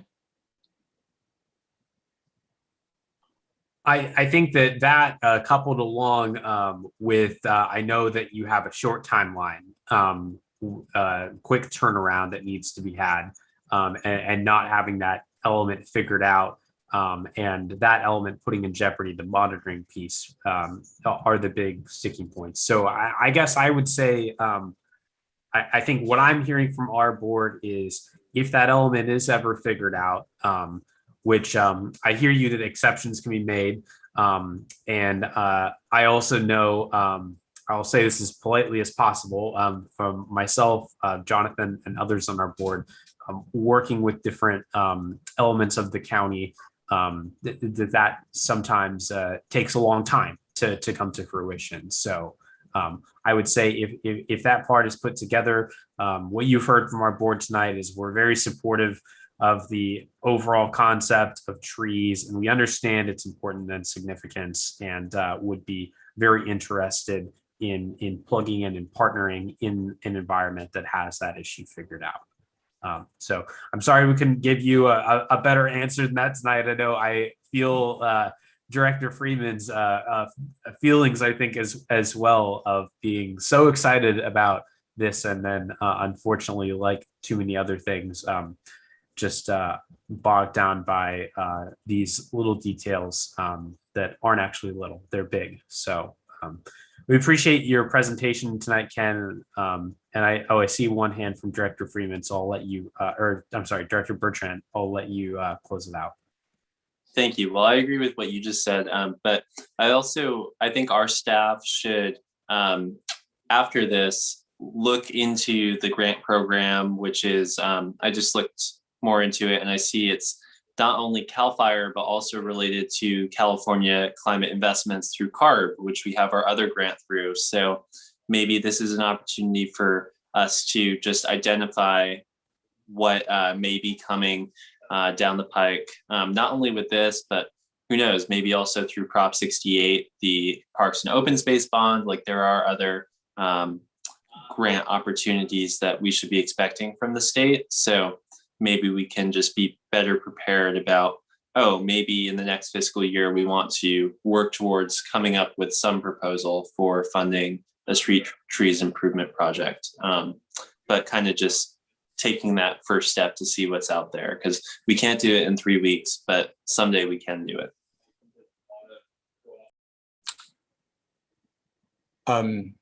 May I have one last word on this? Well, if the district is not interested at this point in participating in this grant, would you have any objections if I proceeded with this grant without the district? We would simply remove the street trees from this grant project and proceed with working with the Isla Vista Community Recreation and Park District and with the private property owners, and proceed without the county trees, since that seems to be an issue that is not resolvable at this time. I think who would do the monitoring on the private trees if you were to do that? That was the... Your children's trees will do the monitoring. I think contrary to being opposed to it, we would actually be very supportive of that effort, as for all the reasons stated tonight about how important trees are for our community. Okay, we'll see what happens. We'll see what I can do. If not, thank you very much for your time. And I appreciate your thoughtful discussion. Excellent. Thank you, Mr. Knight, for your presentation and for your work on this important issue. Thank you. Okay, Next, we're going to move to item 4.6, which is resolution 21-3, approval of the STEP grant agreement. I know this is a long time coming, and I just want to say congratulations, Jonathan, and thank you for your diligent work on putting all of this together and getting it to where it's at for our approval. So I'll hand it over to you. Great, thank you. So we've got a couple things in front of us today. We've got the resolution 21-3, which is the actual thing we need to vote on that lets me sign the STEP grant and get going with it. So that's what we're actually taking action on. But this, I think the main time we're gonna have, or the first time of many, we're gonna have to, I think, go over a little bit of the STEP grant with the board to get you more familiar with it before we actually are gonna be jumping into it just in a couple months. So it's gonna be an active thing soon. So I want to make sure that everyone is familiar. What this grant, this document here, that this was submitted, and the board did see this in a form. It was put together in this form by CARB, but the board saw the components of this back in August when we voted to move forward with applying. So this is just a repackaging of those things, of all those components, but I'm going to walk through certain points. Mainly, I'm going to walk through the budget and the timeline, but I would hope, if everybody has a chance, please look through this Exhibit B and moving forward from B.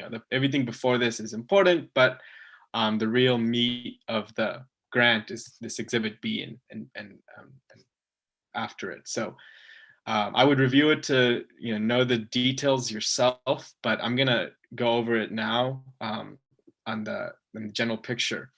So STEP grant, it's from the California Air Resources Board. It's Sustainable Transportation and Equity Program. And what we want a grant for was to create the Isla Vista Community Mobility Plan. So they do implementation grants and planning grants, excuse me. This is a planning grant.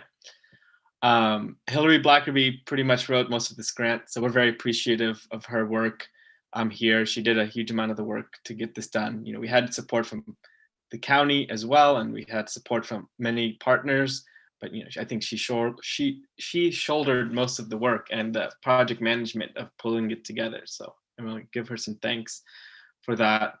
Because I didn't know what I was doing. I was supporting, but I've never filled out a state grant application before.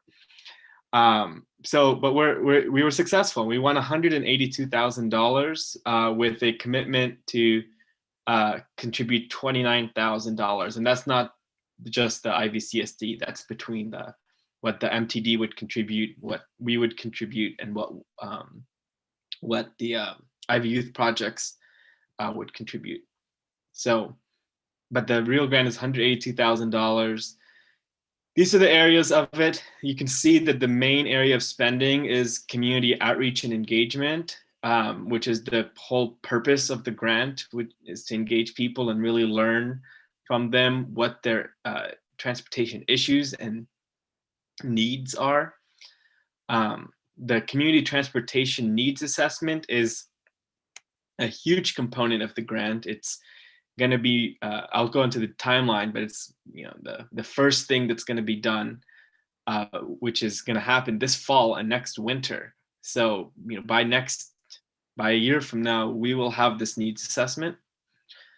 And then the community outreach events, pop-ups, and demonstration projects, that's going to be that's post needs assessment, and that's going to be us starting to figure out how do we meet these needs with different ideas. Will they work? And then the consultant that we bring on will draft the plan. There'll be lots of opportunities for the public to comment and revise, and then the board will officially approve the plan. So I'm just going to go in to a couple things. I'm not going to go into each task because each task is very detailed, and some of these tasks are much smaller than others. So project administration task, very simple.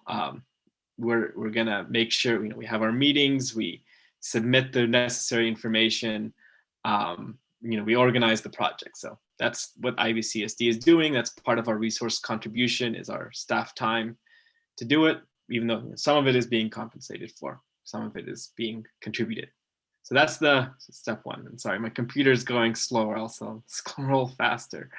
The other task, it's another simple one, is just for our committee to meet. And you'll see it's later in this document, there's a org chart of all our partners and sub-grantees and so we're the grantee. Sub-grantees are Ivy Youth Projects, the county, and MTD. And our community partners, they range from the Ivy Food Co-op to the Independent Assisted Living Center to SB-CAG itself. So we have a huge swath of partners, and we'll be managing these meetings on a monthly basis. And this will be the chance where the grant is really being overseen, and what activities we're working on and what we're doing. So that's that meeting. And we, as you can see here, we need a lot of buy-in and support from all our partners to move forward with the projects. That's a very participatory system as well. The community needs assessment. This is not the entire point, but this is the status quo of Isla Vista's transportation conditions. So it's a major component of this grant. It's gonna be able to inform us to know, we have to know very clearly in one place, what are the transportation conditions, and then what are the needs that exist. So they're kind of both. So we're gonna see, what are the bus lines that exist? What are the bike lanes that we have? How are they used? The history of maybe collisions. So the consultant's going to be doing that work. We don't need to get into the details. And also the community engagement will be running, parallel to this. I mean, doing the what people need. Where do you need to get? We heard about the Amtrak today. Things like that. The community engagement will be going on the entire time, though. So there'll be community engagement during the needs assessment. There'll be community engagement during the demonstration projects. There'll be community engagement during when the plan is rolled out. So it's an entire continuous process from the beginning to the end. That's going to have these workshops. We had put webinars. It looks like we're going to be able to do them in person, crossing our fingers, but we had planned for that.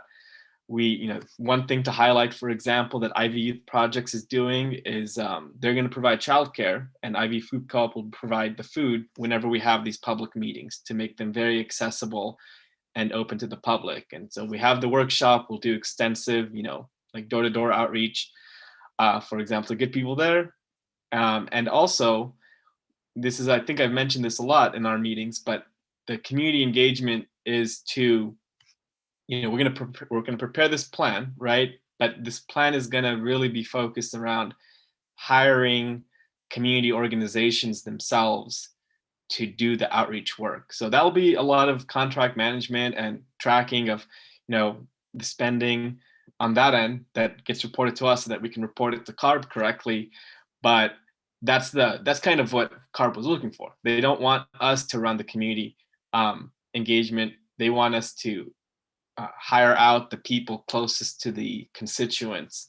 So, Ivy Youth Projects could be doing some with the families, or with the St. George Youth Center, some student organizations that we've talked to, or organizations that focus on reaching out to students. So that's the kind of things we're going to be doing. Nice. So back then we had called our community engagement director a coordinator, but in the grant, we had already planned for the position to exist, and we had dedicated 15% of their staff time, especially in the fall and winter coming up, where it's the most intense community engagement, to do this. And we are going to get compensated from CARB for that time during their work on the STEP grant. So we are being paid for that. Community outreach events, pop-ups. This is maybe the most fun part. I think we're going to have a lot of good data coming out of this, where we'll be able to do things that, bus-only lanes or bike boulevards or street closures, which we've talked about before already, just to see how these things can work and how they affect the parking situation, how they affect the transportation ability of residents. So this is going to be another core part now that after we have our needs assessment, our existing conditions, and we're starting to have these different ideas of how we can move forward. This is where we would start testing. Then the mobility plan is drafted, and then it's adopted by the board of directors of the IVCSD, which actually might be a different board of directors potentially. It's in the 2.5 years when this might happen, and there'll be an election between then. So it's a long-term process. It's not just this year. It's going to be a long-term thing for our district to keep an eye on. So this is the distribution schedule. We're not going to go over it because it's too technical, and this is where a lot of our edits were going back and forth between us and the state, or not. It's just one of the areas we're trying to get this straight. The dates to note, though, I'm really sorry, my computer's going so slow still that I can't control it well. So the community needs assessment, the transportation needs assessment information gathering is going to happen this October through December. And then to know this, that we're going to develop it in January, and it'll be, where is it in here? It's going to be presented to the board. All right, here we go. We're going to be presenting it to the board then. We're going to have the workshop, and then we're going to get to then in the spring of 2022 is when we start the demonstration projects. And the expected date for the release of the first draft is November of 2022. And then there will be in the public draft will be in March of 2023. We'll start work on it in November of 2022. And then we will approve it, almost exactly 2 years from now in 2023.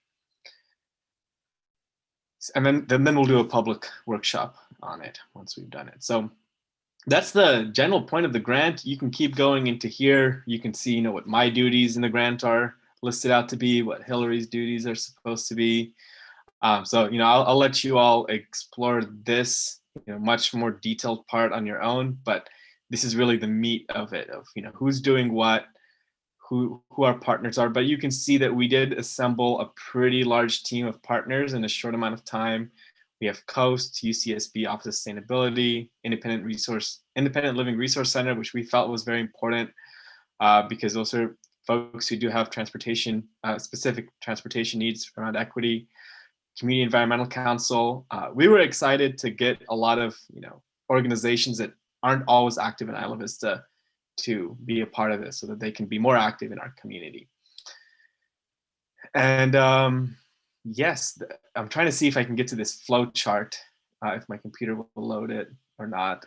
I think there are images here that just aren't loading. So that is the presentation at this point. And I actually want to highlight one last thing, which is when it says our RFP is going to be approved by the board, which again, this was written originally in August of last year and then revised in December, still believing in my head that we were going to be approving this resolution in January, which was the original plan was to approve the resolution in January. So these dates are, we do need to stick to them. For the most part, there is some flexibility because we purposefully scheduled the end of our process to be before when they would require us to be complete. So we have room, and we can work with CARB to, if anything does happen, we can work with CARB to adjust dates. But we're thinking that we're planning that this summer we have the RFP done and out, and we hired a consultant, and that could be. I've also thought of it. We've had suggestions of you might have to have a consultant for engagement and one on transportation assessment, and sometimes you can have them both in the same shop.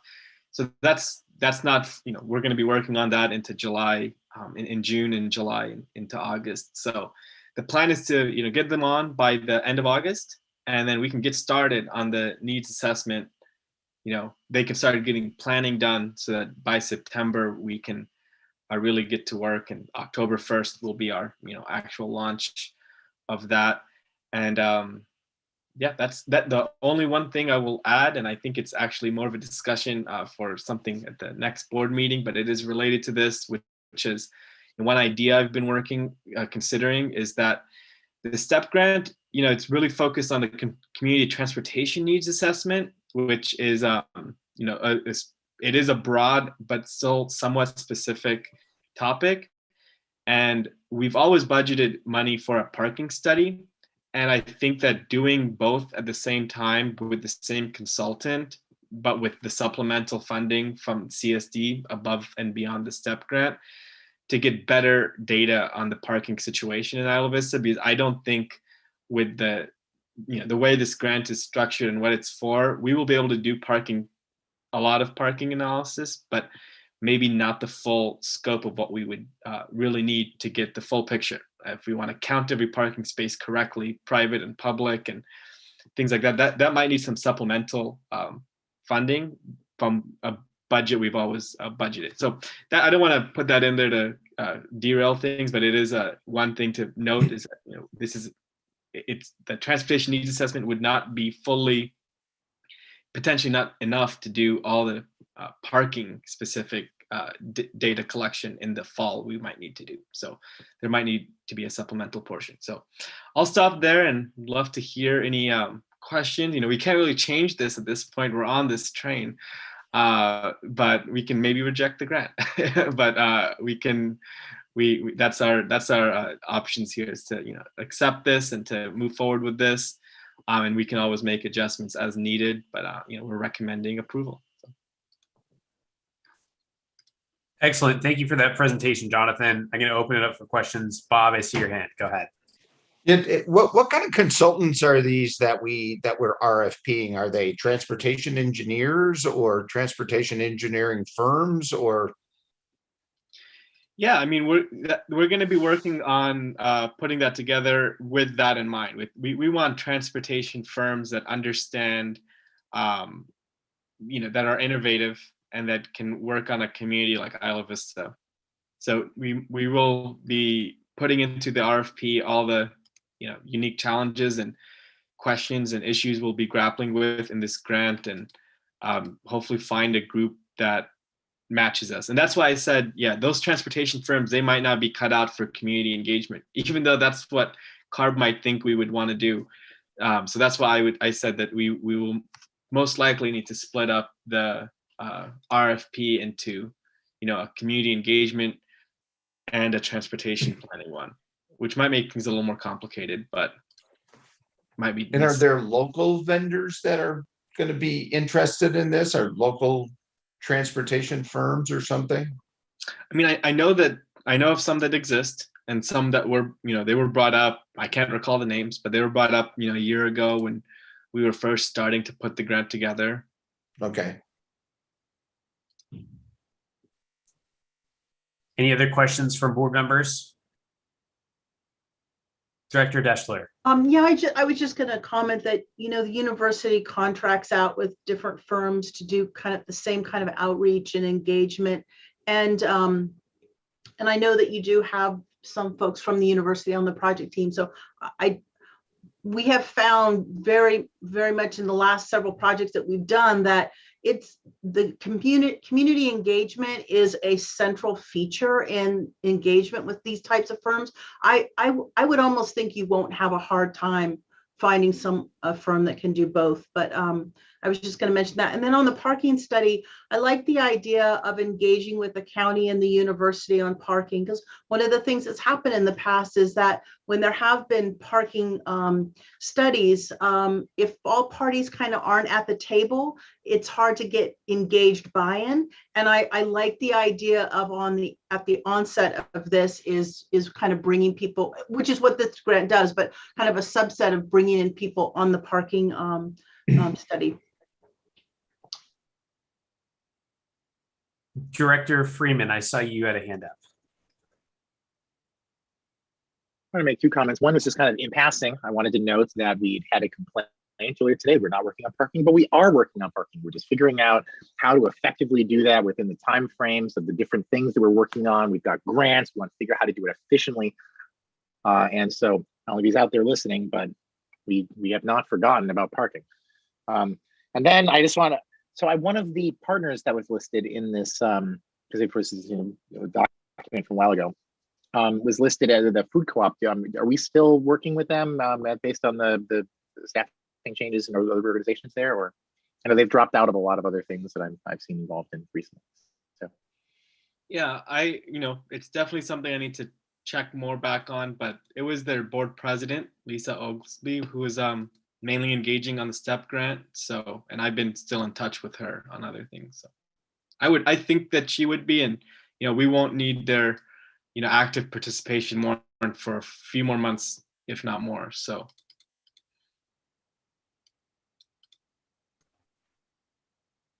great. Well, the last thing I'll just add on, we were just talking about community engagement, is I love that this grant features community-based organizations and really centers them.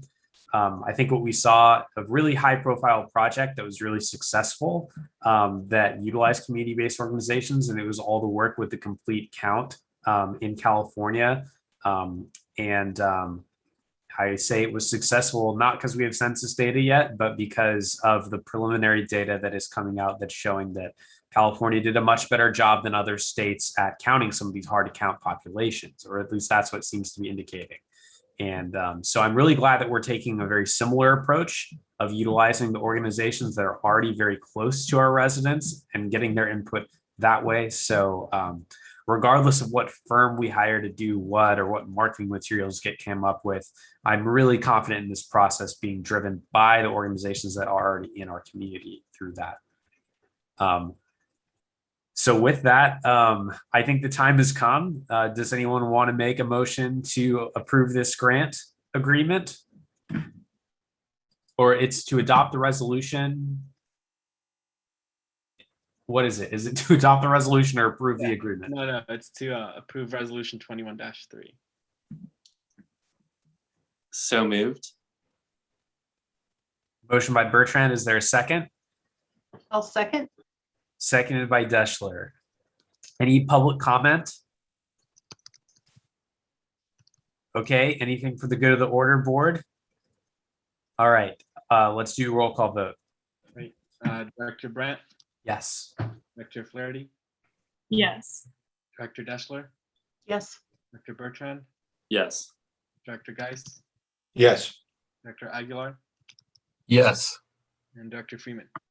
yes. All right, motion passes. Fireworks. Congratulations. All right, we'll look forward to this process moving forward. I know there's a lot of people who want to be engaged with it. And on the topic of engagement, the next is the Community Engagement Director. Get that pulled up on here. Is anybody else like super tired, or is it just me? It's not just you. I have to remember not to work a 12-hour You're just day. thinking too hard, Kirsten. What's that? You're thinking too hard. Oh my gosh. We're gonna have to get your mate for our meetings when we get back in person. There's a new flavor everyone should try. This is when I truly feel awake. So I'm enjoying this, but I appreciate that this is so awkward for everyone else. Well, we're back here with the Community Engagement Director. We've made the edits since the last meeting, and there were more over email. We talked about some of you to get done. So I'm feeling confident about the presentation and content of this. So, seeking approval unless there's anything else we want to, amend or change.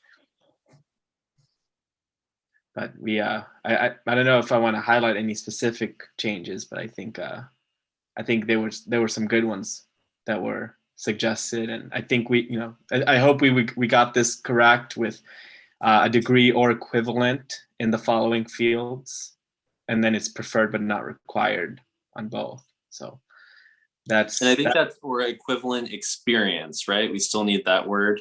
Yeah. Oh, we can do equivalent experience. That's what it means. But yeah. Thank you. Great. So that is that, and then all the job duties are here at the bottom. So they'll still get to see what are the tasks they'll do. Well, maybe I'll call them example of job tasks, and then these are the duties right here, which are the high level summaries of all those 3 sections like we had before, and we pulled out the important ones. And then I actually changed this one. This was a one that we did mention, or I don't remember who emailed me about this, but monitoring effectiveness and doing analysis of data. We just put that they work with me on it too, not put them on the full responsibility of doing that. So that's that. I'd welcome any discussion or questions or emotion. Any questions or comments from the board? Director Deschler? I really should not be allowed to speak, but I'm just going to say that I did I did share this CS, whatever it's called, with a number of people, my colleagues that I've worked with around the county, and got some really good feedback. And Jonathan, you incorporated that, and I can tell you that the people that I shared this with are all people who have similar positions as this, and we're so excited about the CSD hiring this position, and just really kind of feeling like, oh, we're welcoming a person into our fold. And it's such a great group of people that kind of do this work. And so there was a lot of love put into this job description by some of my colleagues, because they know that this person is going to be working with them. So I just I share that with you because I really appreciated that several of my colleagues gave some really good feedback and are really excited about this position. So that's all. Thank you. It was great. I think some of it was especially good and necessary. I think we incorporated all of it, but some of it was like, I'm glad you did that, because it made some important changes. Yeah, I'll echo the special appreciation for Director Deschler offering her incredible expertise on this subject, especially in particular on this. And let's get this person hired. Let's get more people in this fold. All right, any other feedback or otherwise? I think it's time to entertain a motion.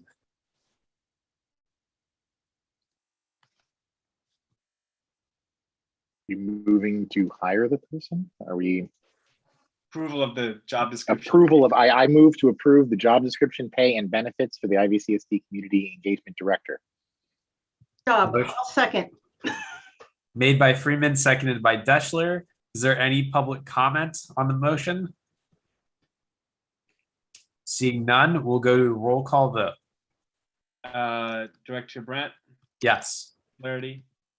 Yes. Deschler? Yeah. Bertrand? Yes. Geis? Yes. Aguilar? Yes. Freeman? Yes. And just to note, Deborah is, she's been working on getting all the postings are ready to go for tomorrow. So that's we put the 14th, but we're ready to go for pretty much tomorrow, if we can, for most of them, to get this pushed out. So once you see it, please share with your networks, and we'll get it out there. Excellent. Great to hear. Thank you for all your work on this. Next, we're going to go to 4.8, the Isla Vista Compost Collective Program Manager, another job description. Another job description. So this is another position we've talked about a little less in the past, but we still have talked about it, and the Finance Committee considered it, and it is on timeline now to approve this month so that we can transition the Compost Collective leadership effectively. No, actually, I realized I don't have my share screen up, so I'm going to pull this up again for people to see. So Compost Collective Program Manager, it's a 20-hour-a-week job, $20 to $24 an hour to be, in line with program manager positions that we saw in the area. So, we did not do as extensive of a survey of a salary study on this one, but we compared other program management positions in our county to set a range. The health benefits are what we approved before. And actually, just this is another note I didn't mention for the director, and will mention for, it applies to both, is I talked to Ross, and both these positions, they're going to be not on contract like Deborah and I are. They're going to be positions that, they'll sign an offer letter, and these kinds of things like the pay and benefits, they're enshrined in our policies. So they'll sign it. Yes, I agree to be an employee, and I've read all these, that these are my benefits and pay. So we're not doing it the same as before. So that's their pay and benefit as a part-time permanent employee. They're going to take on much of the roles that I have held, I guess, in relation to the Compost Collective, and the roles that Sienna, who's our current program manager, who's moving on from the Compost Collective. So it's kind of a split of what I've done and what she has, all of what she's done. So it's a combination of both roles. One of the main roles is the maintenance and supervision of the Estero compost pile. And that's not something we have an agreement with IVRPD yet, but we worked with them on development of it. And one of their requests was that if we do this, will you have someone who's going to be looking after it regularly? So this position, instead of Sienna doing it, we'll have this position doing it. What I'm really focused on is planning for the future improvement and expansion of the program. The program is in a status quo state in the last year, and it's funded by a grant from associated students, and we're grateful for that. But we know that things will change, and we want to be as efficient as possible in delivering the service, and effective, and serving as many people as possible. So this is buying us someone who's going to be focused on those things as their job to be focused. Whereas for me, it's only a small part of my focus, not all of it. And they'll be responsible for the employees, all the questions and issues, scheduling. There's about 10 employees in the Compost Collective, so there's a lot going on between the different dirt riders and people getting sick and rescheduling things. So they'll be handling all of that, producing the reports to the board, and making sure the program operates. And as the program moves forward, they'll be a critical part of how it develops. So it's exciting. We're also doing this. Like I've said to the board before, I do believe it's necessary because the Compost Collective is a workload drain, and I don't want to call it a drain, but it is a significant workload to manage, and I don't want it to be in competition with other board priorities out of my time. So I want to make sure that they've got a steady hand and a focused program manager who's passionate about composting and climate change and environmental issues. So that's the position. And one thing we added here that you saw is, it would be nice if they had any knowledge of JavaScript, Python, or R, because with a little bit of training, we might be able to eliminate another position in the Compost Collective and fold it into these duties, which is the tracking of doing the tracking of the data collection and the managing the operation of our texting program that keeps us in touch with our participant households. So if we're able to find someone with these skills, we can eliminate another position or fold it into it. I don't want to say eliminate, fold it into it. So that is the Compost Collective program manager, our first program manager too. Any questions or? Director Friedman. We have a question actually about the background information. So you mentioned that the program has been being funded by a grant from associated students. Was Sienna's position being paid for by that grant? Yes. Is this position being paid for by that grant, and if not, how much are we subsidizing in now? So the associated students grants work a little differently now for this next fiscal year, but yes, part of this position will be like the I guess the way I would say it is the part of Sienna's position. This is an expansion of her role. Her role was a 6-hour-a-week role, which is not enough to do the work that's necessary to be done. So that 6 hours will be funded by the grants. And what our liability is, we talked about it in the finance committee. It is almost the entire cost of the position because the 6 hours is a pretty, and 6 hours at $15 an hour. So it's a smaller cost. And I did not attach this, and I thought I had, so I really apologize. Let me pull up the costing for the job. At the lower range of Jonathan, the if I can butt into it's Sienna's position, and I think there's another one as well. Yeah, there's 4 of these part-time positions that we're no, we're not merging all of them yet, but we're working on 2 right now, and then we'll work more on the others in the future.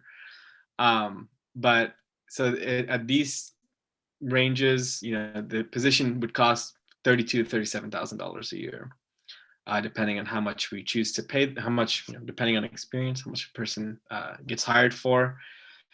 We would end up being responsible for all but 5,000 approximately. I don't have her exact total salary right now, but it's a little less than 5,000 that the grant would help pay for, and the rest we would be responsible for. Okay. Any other questions from the board? Director Deschler.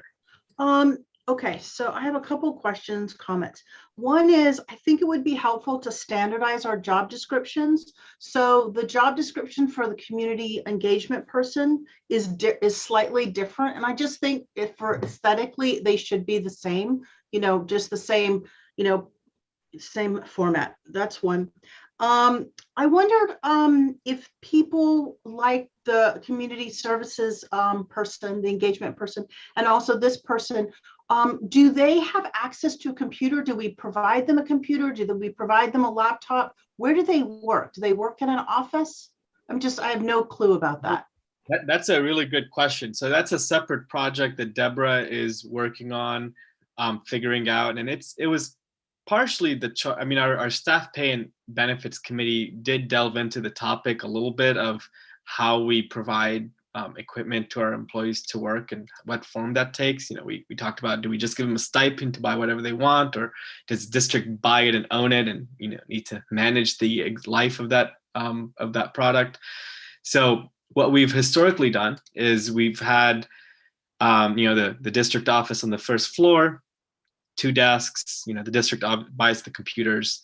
I have my own computer too that I use at home right now, but the district has 2 computers, and Deborah has hers at home. We have an office upstairs that has been planned to be an office to house this position and other positions. But yes, I don't have a specific updated plan post-COVID now, but we did have plans for where this position would work in the past, so that we have a suite 201B. Is we lease that space, we still pay rent there, even though it's being used for storage right now.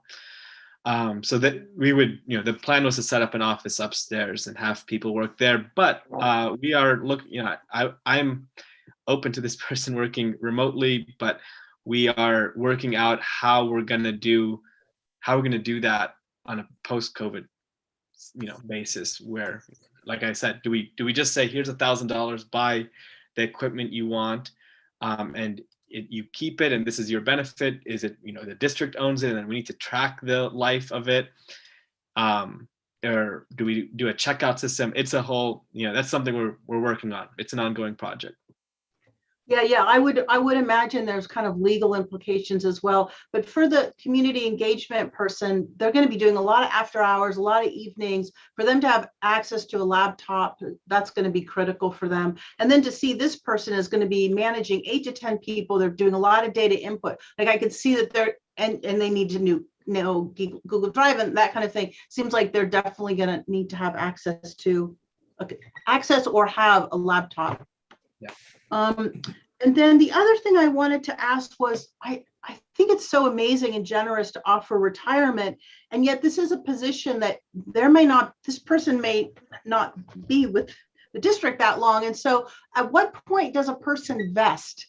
Do they vest automatically? Does that $1,800 go automatically into a 457 or whatever, or is there a vesting period? I'm just curious about how that works. Yeah, that's a good question. So a couple weeks ago, we did vote to make the part-time employees get the retirement benefits, and the vesting. I'll let Bob talk more about this, but when we first even talked about the vesting issue, we were more open to the immediate vesting because of this question of, we don't know how long our employees will stick around with us. Some districts have people for 20 years, but we haven't even been around for 4 to know what our average will be. So I don't know, Bob, you want to talk a little more on that, the vesting issue, and where we have discussed that before? So, Kirsten, the difference here is the 457B plan is a defined contribution plan. Once the employer makes the contributions and once the employee makes their contribution, it's their money for the rest of their life, and it's portable. So that's one issue with the district. The 457B plan is more portable. Now, they do need to take a little bit more responsibility to be responsible for, getting counseling, know how to do their investments, and make that money go to work for them, as opposed to the defined benefit plan that we're used to, either the city of Goleta or UCSB or the county. And that means that you usually have to be vested for 5 years. You can't get your money for 10 years, and you have to be of a certain age. And so I think this is a good plan for the county, and this money should be enough that if we ever went to a defined benefit plan, the employee would have accumulated enough money that they could maybe buy their back service time from like CalPERS. And so they could say, well, no, I'll just vest from this point on, not buy my back service time. And I'll just have a hybrid plan. I'll have money in my own plan, and I'll have money in the defined benefit. So I think this is a good alternative about where we are right now. It's a great benefit. Yeah, and generally if you were at the county, anybody that works more than 20 hours a week is considered a part-time permanent employee, and they are entitled to retirement benefits. Anybody less than 20 in the county system is not. So I think this works pretty good for us as we're still growing.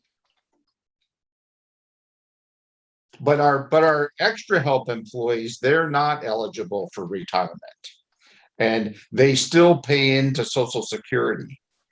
And there is a plan, though, that the county has adopted that we should look into, and I forgot the IRS number, or if they even let you do it, that the employees can pay into a 457 type plan, and the county doesn't pay the full rate on their Social Security.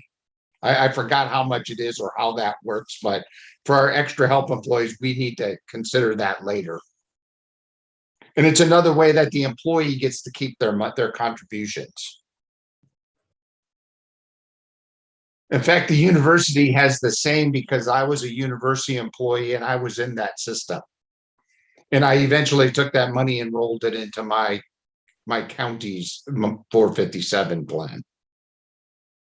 Sorry to get so detailed. No, great questions and great answers on that.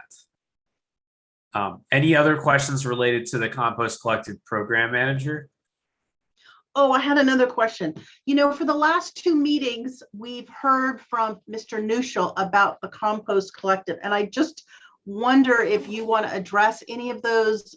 I don't know him. I don't know these, but we seem to get these letters from him. And so I just wonder, Jonathan, if you want to just say anything about that or not. I think the work and presentation of the Compost Collective speaks for itself on the issues raised.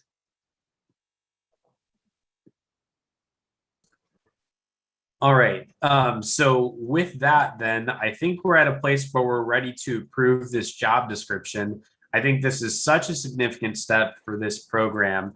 And the last thing I'll say before we approve it is I would like at a future meeting to highlight the students that are involved in the program now as the sort of caretakers of this program over the past year.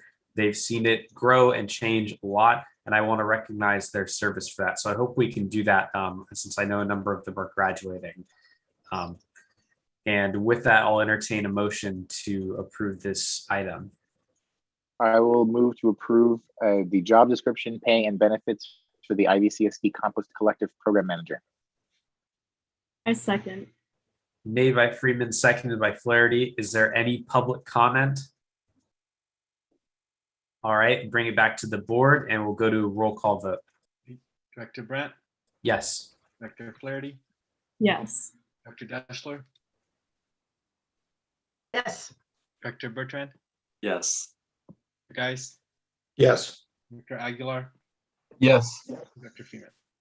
Yes. All right, motion passes unanimously. Thanks everyone for your work on this. Next is the district COVID-19 response. Great. So I have good news to report. Spencer and I have been working with some student leaders to get a mobile vaccine clinic in Isla Vista. And we had some Greek houses step up and sign up to host a mobile vaccine clinic. And we were successful in having one scheduled on May 22nd at 1 p.m. at 750 in Barcadero del Mar. So that's going to be moving forward. We're going to need to handle all the logistics of getting appointments signed up and scheduled and routed to the county to know about their appointment. But it's going to be a little bit of an administrative hurdle. And I think I've already found a tool to buy to take care of all that work for me for very cheap, for $4. And so we'll be able to do that semi-easily, but it's only going to be 120 doses. So we will still be on the search to get more doses into Isla Vista, but this will be our first shot at it. And it's going to be the Moderna vaccine. So there'll be one on May 22nd and another one on June 19th, which is cutting it a little close with leases turning over. But we'll hopefully get other clinics scheduled, perhaps a one shot to make it easier to capture people before leases turn over in Isla Vista. So we're excited about this one though, and it's in about 10 days. So we're gonna start we just heard today, earlier today. So we're gonna get the promotion going very soon tomorrow, and we're on it. Excellent. Thanks for that update. This is such a significant development for Isla Vista. I know that I've heard from a number of residents over the past couple of weeks who want to get vaccinated, but they don't have a car. And I know that many Isla Vista residents, that's one of the things we love about our community. It's so bike oriented, so pedestrian oriented. And so it's nice that we can get something that's here localized. And I know this is part of the new strategy to try and get America vaccinated by really going out and doing these mobile clinics. So I'm very thankful that public health is taking such a proactive role, and very thankful that we're going to get Isla Vista vaccinated together. I know I've had my shots, and I will say they were definitely a journey. They were well worth it, and I'm happy to be fully vaccinated. Any other COVID-19 related reports? Director Geis, I think you have a question. Just a question. Does anybody know if the Goleta Valley Hospital, that's where I went and got my vaccines, and I just went through there on my car, but it seems like, I don't know if they let people ride through there on their bicycles and just stop in that line and get vaccinated. But it'd be an interesting place where the community could just bike over there on the bike trails and seem to be able to get into that line, because I think the bike path comes right on the backside of Patterson there. I'm not sure myself. I'm not sure if anyone else knows, but we can look into it too. Yeah, there is a bike lane and there is a walking lane. So there's one lane that accommodates walkers and bikers at Goleta Valley Cottage Hospital. Oh, it does. Oh. Yeah. Mm-hmm. I will say one of the original ideas that was proposed to us when we were contacted by the student group was if we could help supply Uber rides to that vaccine site for those that they were hearing from that were not able to get there in a car ride or via public transit themselves. And so I think this is a much more elegant solution to that problem. And I'm glad that we were able to make it happen. Okay, I don't think there's anything else on the COVID-19 front. Things seem to be looking good. Oh, I'll just report one thing briefly, which is that Director Freeman and I spoke about the thing that we spoke about last meeting, which is this idea of us getting into a space where we have the technology available to have a hybrid meeting where the public can participate and also be in person with us in person, because really it'll be I see you've got the camera in hand. That's that's the one we were talking about. That's the, well, yeah, okay. So it's not that one, actually. I did a bunch of research and determined that this one's better.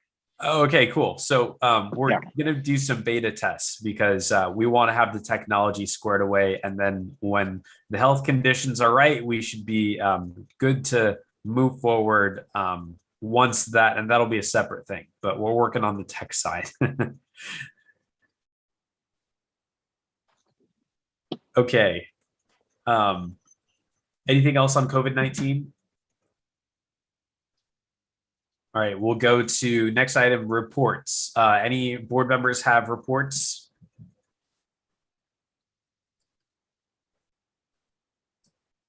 Not seeing any reports from members of the board.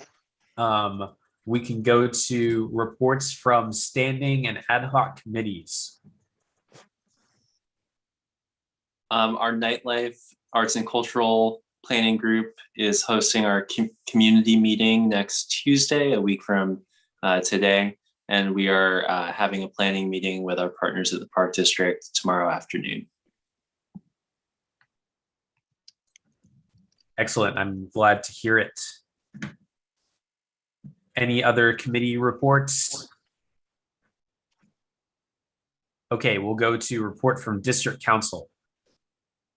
Great, thank you, President Brandt. A couple things, and I'll go through them quickly given the later hour.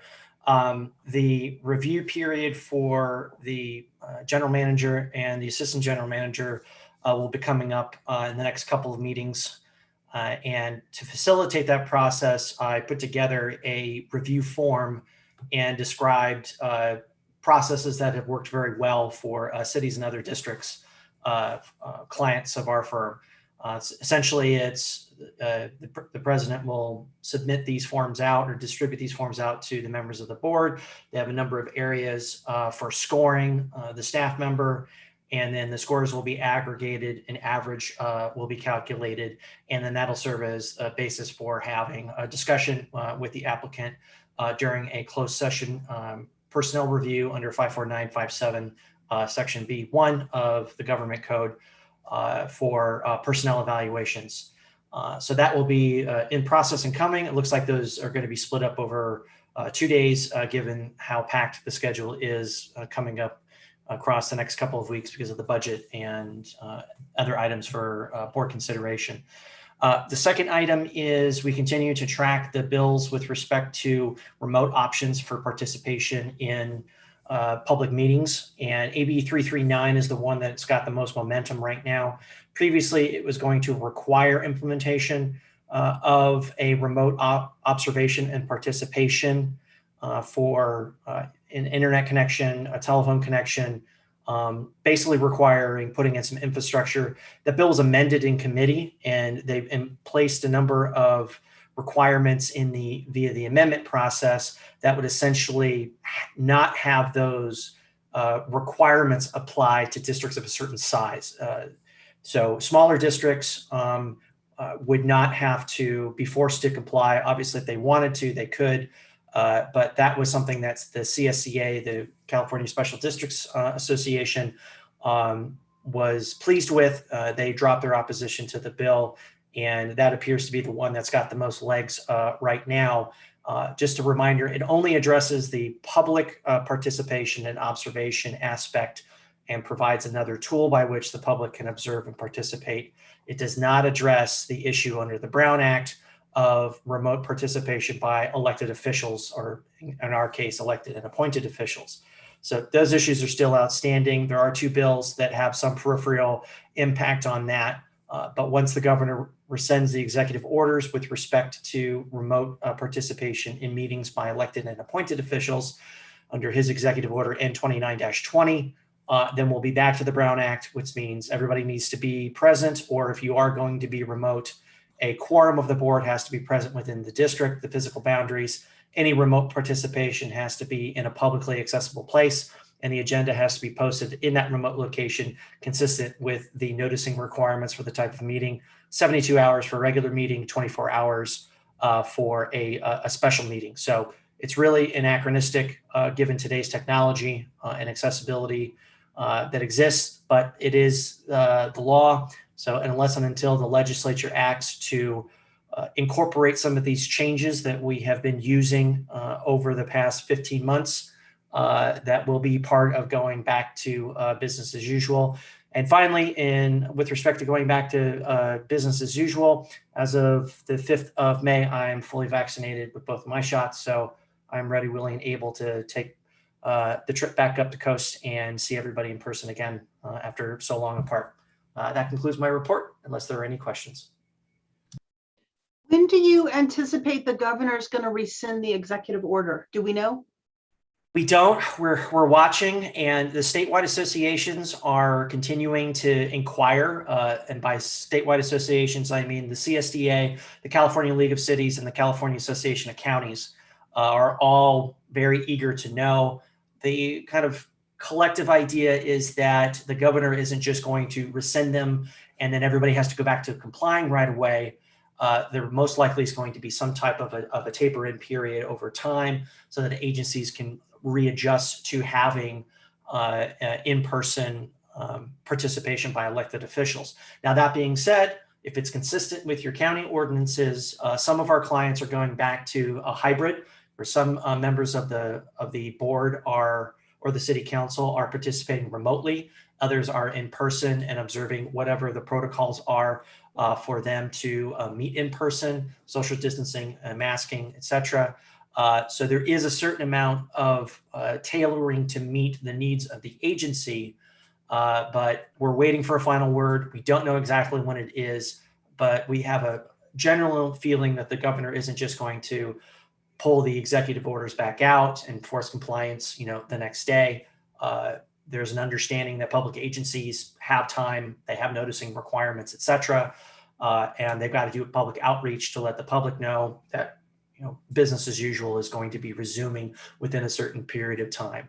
Ballpark estimate, given the way the numbers have been going, we're expecting something in June, and by August, most likely at the latest by August is when we would expect kind of resumption of normal business.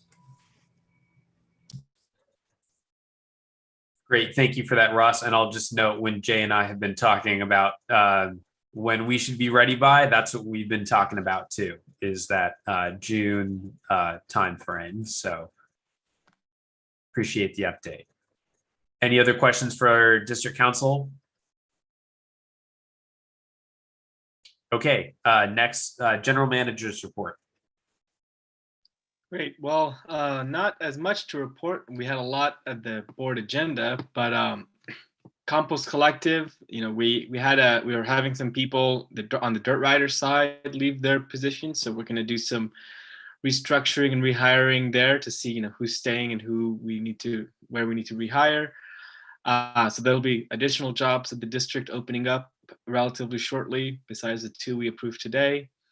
STEP grant, we're going to have our first meeting in pretty soon, most likely in June. So that's coming up and something to look forward to. I might wait until, we can do it in person for the first time, but we'll see.